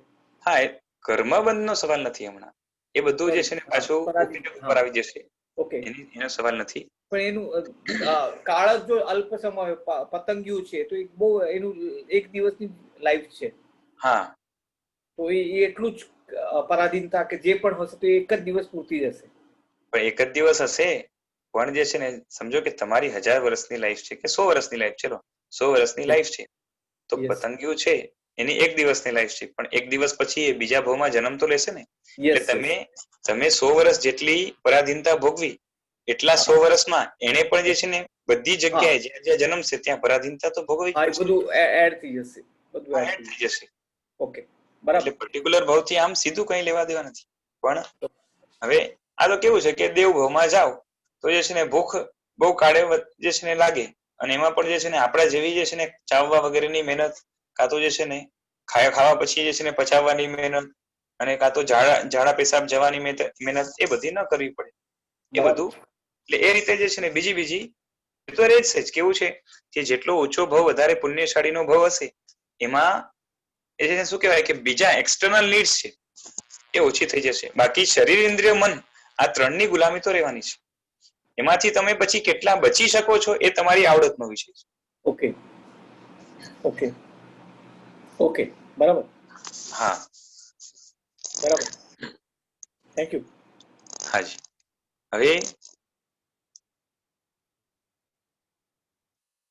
અહીંયા શું વાત કરી કે અંદરના જગતમાં પરાધીનતાનો આપણે વિચાર નથી કરતા. આપણા જીવનનો કબજો મને જ મેળવ્યો છે ને. તમારો કાબુ કોના હાથમાં? એટલે આખા શું કહેવાય કે આપણા લાઈફના ડિસિઝન્સ કે જીવનમાં શું કરવું કે ન કરવું એ નક્કી આપણે એ છે ને આપણા જીવનમાં કોણ કરે? તો કે મન જ કરે. નક્કી કોણ કરે? મન. એટલે કે મનને જોઈએ છે, એટલે પછી મન કહેશે કે ઇન્દ્રિયની ડિમાન્ડ પૂરી કરવી છે તો એ કરશે. પછી જે છે ને શરીરની ડિમાન્ડ પૂરી કરવી છે તો કરશે. મન કહેશે કે ઇન્દ્રિય અને શરીરની ડિમાન્ડ હમણાં રહેવા દો, હમણાં મારી ડિમાન્ડ જે છે ને મેઇન એને પૂરી કરો તો એ કરશે. પણ આ ત્રણમાં જ લગભગ ચાલ્યા કરતું હોય. ને આત્માની જે ડિમાન્ડ છે, બરોબર છે, આત્માની ડિમાન્ડ તો ખબર નહીં હવે સમજાશે કે નહીં, કેમ કે ટૂંકમાં આત્માની ડિમાન્ડ દર્શન, જ્ઞાન અને ચારિત્ર છે. અને એ વસ્તુ જે છે ને સમજાવવા માટે જે છે ને એ મગજનું દહીં થાય એમ છે. આપણે જોઈશું આગળ કે કઈ રીતે જે આત્માની જે ડિમાન્ડ છે, ઓકે, કેમ કે આત્માની ડિમાન્ડ એ મન વચન જે છે ને શું કહેવાય કે શરીર, ઇન્દ્રિય, મન એના કરતા જુદી રહેવાની. કેમ કે શરીર, ઇન્દ્રિય, મન દ્વારા એ જે છે ને મોહિત બનેલું મન કે મોહ પામેલું મન કે મનની અંદર જ્યાં મોહના ભાવો રહેલા છે એવા મનની વાત થાય છે. તો એવા શરીર, ઇન્દ્રિય અને મન છે, એની ડિમાન્ડ્સ જે છે એ બધી જ પૌદ્ગલિક છે. એને જરૂરત છે કે મટેરિયલિસ્ટિક વસ્તુઓની, બરોબર છે. મન એની ઈચ્છાઓ કરશે, અને જે છે ને મટેરિયલિસ્ટિક વસ્તુઓ ભોગવવા માટે ઇન્દ્રિયનો જોશે, અને મટેરિયલિસ્ટિક એવું આહાર અને પાણી કાં તો પીવાની વસ્તુઓ, અને જે છે ને આરામદાયક જે વસ્તુઓ છે જે પૂતગલની બનેલી છે એ શરીરની ડિમાન્ડ છે. એટલે મોહવાસિત મન અને બાકી ઇન્દ્રિય અને શરીર એની ડિમાન્ડ પૌદ્ગલિક છે. જ્યારે શું કહેવાય કે આત્માની પોતાની ઓરિજિનલ ડિમાન્ડ એ પૂતગલ નથી, ઉલટાનું જે છે ને પૂતગલ તો એના ઉપર આત્મા ઉપર એક જાતનો બોજ છે. મટીરિયલ જેને છે ને મટેરિયલિસ્ટિક વર્લ્ડ કે મટેરિયલિસ્ટિક લાઈફ કે એ એક જાતનું આત્મા ઉપરનું બર્ડન છે. અને એ જેટલું ઓછું થાય આત્મા એટલો હળવો થાય. એટલે આત્માની ડિમાન્ડ તો એ છે કે પૂતગલ એક તો ખસી જાય આત્મામાં, અને આત્માના જે મેઇન ગુણો છે જે પૂતગલના કારણે મટીરિયલ લાઈફના કારણે જે ઢંકાઈ ગયા છે એવા ગુણો બધા બરોબર છે બહાર આવે. એટલે દર્શન, જ્ઞાન અને ચારિત્ર આ મુખ્ય 3 ગુણો છે.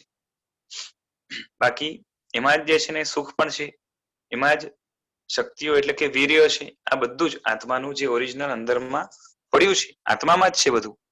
પણ આ બધું મોહના કારણે અને પૂતગલના કારણે દબાઈ ગયું છે, અને એ બારે આવે એવી આત્માની ડિમાન્ડ છે.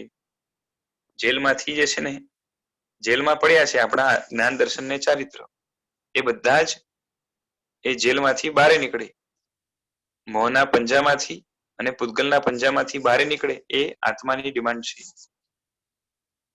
અને એ ડિમાન્ડ જે છે ને અનંત કાળથી એમનેમ પડી છે, એને કોઈ ફૂલફિલ કરતું નથી શરીર, ઇન્દ્રિય કે મન એમાં સપોર્ટ કરતું, ઉલટાનું વધારે ખરાબ થાય એની હાલત, કાં તો સાવ દબાઈને રહી જાય એવું કામ કરે છે. અને કદાચ બારે આવવાનો મોકો મળે તો પણ કઈ રીતે બારે આવે કે પોતાનું કામ ન કરી શકે. જ્ઞાન આપણું દબાયેલું છે, પણ જ્યારે થોડુંક પણ જ્ઞાન બારે આવે તો પણ કેવું કે જે છે ને મોહથી વાસિત, એટલે કે દારૂ પીધેલા માણસની જેવું. એટલે એને પોતાની જ ભાન ન હોય.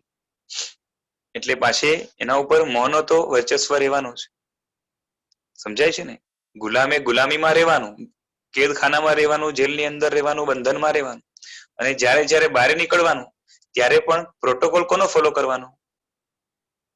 સમજાય છે? ગુલામ હોય એને રહેવાનું ગુલામીમાં, અંદર પેકમાં રહેવાનું, પણ જ્યારે જ્યારે બહાર નીકળવાનું આવે, બહાર નીકળે ત્યારે પ્રોટોકોલ કોનો ફોલો કરવાનો? પોતાનો કે માલિકનો?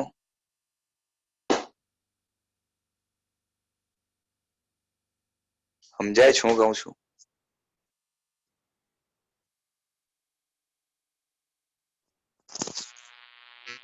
ક્યાં ગયા અશોકભાઈ? ઊંઘી ગયા?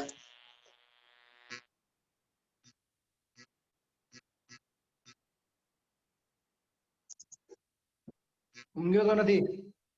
હા હા, તમે ઓડિયો બંધ છે ને તો બોલી નહીં શકે ને. અચ્છા ચેક ખોલી દીધો હવે. Yes yes. મન અને હા. ઇન્દ્રિયોની ગુલામી. સમજાય છે ને કે ગુલામો હોય તો આમ જે છે ને એને પેકમાં રાખે, અને જ્યારે એને કદાચ બહાર જવા દે, બરોબર છે, તો પણ એને સ્ટ્રિક્ટ આદેશ હોય ને કે આ રીતે જે છે ને કરવાનું, હું કહું છું એ રીતે જે છે ને તારે ચાલવાનું, આની સાથે આ જ રીતે વાત કરીને કામ કરીને આવવાનું, પોતાની હોશિયારી કરવાની નહીં. આવું જોઈએ ને? બરાબર. બરોબર છે. એવી રીતના અહીંયા પણ જે છે ને આત્માની જેટલી ડિમાન્ડ છે, બરોબર છે, એ બધી જે છે ને એને મોહ છે એને ગુલામ બનાવી દીધો છે. એટલે કાં તો અંદર રહેવાનું, એટલે કે જ્ઞાન દર્શન ચારિત્ર અંદર જ રહે, બારે ન આવે. અને કદાચ બારે આવે તો પણ આજ્ઞા કોની ફોલો કરવાની? પોતાની સ્વતંત્ર પ્યોર આજ્ઞા કે જે છે ને મોહની આજ્ઞા? મોહની આજ્ઞા. કેમ કે મોહના તાબામાં જ્યાં સુધી છે જ્ઞાન દર્શન ચારિત્ર, ત્યાં સુધી મોહની આજ્ઞા પાડવાની આવે. એટલે આજ સુધી આપણે જેટલા જ્ઞાન દર્શન ચારિત્ર કદાચ ખીલ્યા હશે, જેટલું પણ, બરોબર છે, પાછળના આનંદ ભાવમાં જે છે ને આપણે સારું આચરણ કર્યું હશે એને પણ ચારિત્ર કહેવાય. યાવત આપણે દીક્ષા સારામાં સારી લીધી હશે, જેની અંદર જે છે ને અહિંસા વગેરેનું બહુ સારામાં સારું પાલન કર્યું હશે, એટલે ચારિત્ર ગુણ. પછી તપ, ત્યાગ, સંયમ, કષાયોનો જે છે ને નિરોધ, આ જેટલું પણ કર્યું હશે, પછી શાસ્ત્રો ભણ્યા હશે, બરોબર છે, શ્રદ્ધાઓ કરી હશે જેટલી પણ શાસ્ત્રો ઉપર, આ બધું જ કર્યું. એટલે દર્શન જ્ઞાન ચારિત્ર આપણે કેળવ્યું, પણ આ બધું કેળવ્યું પણ પ્રોટોકોલ કોનો ફોલો કરવાનો? એટલે કોનો કર્યો આજ સુધી? તો કે સ્વતંત્ર આત્માનો નહીં, પરંતુ મોહનો. અને એના કારણે જ્યારે જ્યારે દર્શન જ્ઞાન ચારિત્ર ખીલ્યા છે એ પણ બધા જ કેવા હતા? તો કે મોહની આજ્ઞા વાળા હતા. માટે એ પોતે સ્વતંત્ર નહોતા, હંમેશા ગુલામીમાં જ રહ્યા છે. વિશાલભાઈ, બે પ્રશ્ન છે. જી બોલો. એક બાજુ તમે કહો છો શરીર, ઇન્દ્રિય અને મનનું માનું છું, બીજી બાજુ તમે કહો છો હું મોહનું માનું છું. હા, તો કન્ફ્યુઝન થાય છે, હું માનું છું કોનું? અચ્છા, હવે આમાં હું પેલા ભૂલી ગયો હતો કે આમ કંટ્રોલ જે છે ને ઇન્દ્રિય અને શરીર ઉપર પણ મનનો છે. એટલે મન ડિસાઈડ કરશે કે, નક્કી કોણ કરશે? મન નક્કી કરશે કે શરીરનું માનવું, ઇન્દ્રિયનું માનવું, કે એ બેનું નહીં માની દે છે ને મનનું માનવું. કંટ્રોલર મન છે, અને મનની અંદર કોણ છે? તો આપણે જોઈ ગયા હતા કે મોહ છે. એટલે અલ્ટિમેટ કંટ્રોલર તરીકે તો મોહ જ આવશે. કેમ કે મન આખું મોહથી જે છે ને ભરેલું છે, વાસિત છે. એટલે મન કહેશે કે ભાઈ જે છે ને આ ઇન્દ્રિય બહુ કે છે, હવે બરોબર છે, ઘણી અરજી કરી આ ઇન્દ્રિય, તો હવે એનું માની લઈએ, બરોબર છે. પછી એમ કહેવાય કે આ મોહનીય કર્મનો ઉદય થાય છે. હા, એ જ છે ને. મોહ એટલે બીજું કઈ નથી. મોહનીય કર્મમાં જે રહેલી શક્તિ છે એનું જ નામ મોહ છે. અને એ ભાવ મનમાં રહે છે, એ શક્તિ લબ્ધિમાં. હા,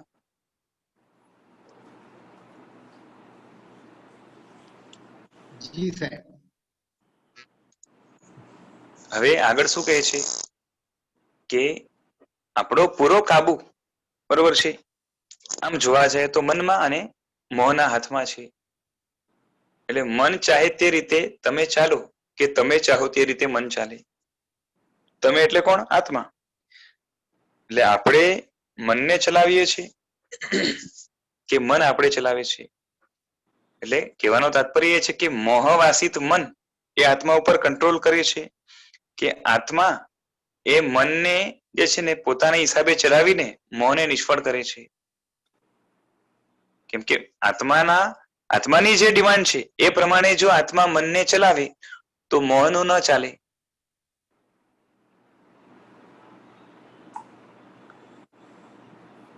આત્મા પોતાના હિસાબે મનને ચલાવે તો મોહનું ન ચાલે. અને મન ચલાવે એ રીતે આત્મા ચાલે તો જે છે ને આત્મા મોહના હિસાબે ચાલે છે એમ કહેવાય. એટલે કંટ્રોલર તરીકે બરોબર છે કોણ છે હમણાં? તો આપણા ઉપર મોહનો જે છે ને મોહ હાવી થઈ ગયો છે. એટલે મન કહે એમ આપણે કરીએ છીએ, નહીં કે આપણે પોતાની જે ઓરિજિનલ દર્શન જ્ઞાન ચારિત્રની જે ડિમાન્ડ છે બરોબર છે એને અનુસરીને આપણે કામ નથી કરતા અને એના માટે મનનો ઉપયોગ નથી કરતા. મનના કયાગરા સેવક હો તેમ તમે વર્તો છો.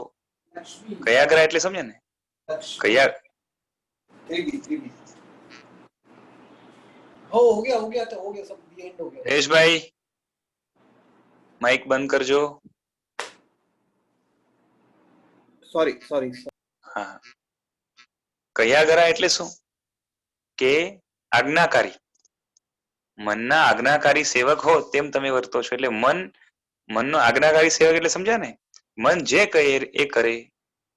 એટલે આપણે પણ જે છે ને મનનું જે છે ને માનીએ છીએ. એટલે મનનું એટલે શું સમજવાનું? મોહવાસિત મનનું આપણે માનીએ છીએ. એટલે ટૂંકમાં કહીએ તો આપણે મોહના ગુલામ છીએ. મન જે સૂચના કરે તે કરવા તમે તૈયાર. એટલે મન તમારી પર વર્ચસ્વ જમાવીને બેઠું છે, માલિકી જમાવીને બેઠું છે, અડ્ડો જમાવીને બેઠું છે. આમ મનમાં શક્તિ અગાધ છે. આ શક્તિ જો તમારા કાબુમાં હોય તો સદુપયોગનું કારણ બને. તમારા એટલે આત્માના હાથમાં શક્તિ આવી જાય મનની તો એનાથી સદુપયોગ થઈ શકે. બરોબર છે? જેટલા પણ કષાયો છે મનમાં રહેલા એને આપણે પ્રશસ્તમાં સારામાં કન્વર્ટ કરી શકીએ જો આપણા હાથમાં કંટ્રોલ આવે તો. અને આગળ જઈને મનનો જ વિચ્છેદ કે ઉચ્છેદ થાય એ પ્રમાણે કરી શકીએ. પરંતુ જ્યાં સુધી કંટ્રોલ આપણા હાથમાં નથી, મનના હાથમાં જ છે કંટ્રોલ, અને આપણે પણ મનના ગુલામ બનીને બેઠા છીએ ત્યાં સુધી આ નહીં થાય. એટલે આ જગતમાં મને જ ઘણાને પાયમાલ કર્યા છે. મોટા ભાગનું જગત બરોબર છે, આખું જગત કહીએ તો ચાલે, થોડા ઘણા છોડીને. એટલે 99.99% જગત એને પાયમાલ કે જે શું કહેવાય કે રફા દફા કે એકદમ જ છે ને બેકાર કંગાલ, જેની હાલત ખરાબ કહી શકાય, કાં તો દુખી કરનાર જો કોઈ હોય આખા જગતના જીવોને તો આ મન છે. બરોબર છે? હવે મન આગળ પ્રશ્ન પૂછે છે. જી બોલો. હા બોલો. વિશાલભાઈ, મને એ પ્રશ્ન થાય છે કે કોઈ દિવસ મને મન, ઇન્દ્રિય, શરીર મારા કરતા અલગ લાગ્યું જ નથી, એ હું જ છું. હા. તમે અહીંયા અલગ કહો. હા, એ તો હવે આ સુખ દુઃખના લેક્ચર્સ કર્યા બરોબર છે, એના ઉપરથી સમજાવવું જોઈએ ને તો પાછો નવો ચેપ્ટર એને જ ચલાવવો પડશે. કેમ કે એ અલગ કરીને એની અલગ ડિમાન્ડ છે, ડિમાન્ડના આધારે જે છે ને એ અલગ સ્પષ્ટ જણાઈ આવે છે. એટલે એ લેક્ચર્સ ફરીથી રિવાઇઝ કરી લેવા ભલામણ. અને બાકી થોડીક સ્પષ્ટતા કદાચ આગળ આવશે એવું આપણે જોઈશું. કેમ કે મનોવિજય એના પછી જયારે આત્મશુદ્ધિ છે એના ઉપરથી પણ સમજાય કે મન જીતાઈ ગયું, એના પછી પણ શું રહી ગયું, એના ઉપરથી જ જે છે ને આગળ આત્માનું અસ્તિત્વ જુદો છે, મન કરતા એની ડિમાન્ડ પણ જુદી છે આત્માની, એ બધું આગળ આવવાનું છે. એટલે પછી આપણે એને એક આઉટલાઈન આપી દીધી હતી પેલામાં, અને પછી ડિટેલમાં વસ્તુ આવવાની છે, એટલે હમણાં પછી એની ચર્ચા નથી કરતો. બરાબર છે? હવે અહીંયા પ્રશ્ન આગળ કોઈ પૂછ્યો કે મનનો માલિક તો આત્મા છે ને, બરોબર છે? હવે એ પ્રશ્નના જવાબમાં સાહેબજી શું કહે છે, આગળની જે વિચારણા છે અવસરે જોઈશું. આજ સમય થયો છે, રાખીએ છીએ. આવતીકાલે આજ સમય લગભગ રહેશે 9 થી 10:30 નો. એ સમયે ફરીથી આપણે મળશું. અને આમ તો પેલા આપણે વાત થઈ ગઈ એટલે નામ સ્મરણ. છેલ્લે પણ ઉપકારી ગુરુ ભગવંત ગચ્છનાયક આચાર્ય દેવ શ્રીમદ વિજય યુગભૂષણ સુરેશ્વરજી મહારાજ સાહેબ, જેમના પ્રવચનો આપણે અહીંયા એમના પ્રવચનોના અંશો આપણે વાંચી રહ્યા છે, એમના ઉપકારની સ્મૃતિને ધ્યાનમાં રાખીને એમને પણ કોટી નમન કરીએ. અને એમના આશય વિરુદ્ધ કે જીનાજ્ઞા વિરુદ્ધ કંઈ બોલાયું હોય તો મિચ્છામિ દુક્કડમ. પ્રણામ.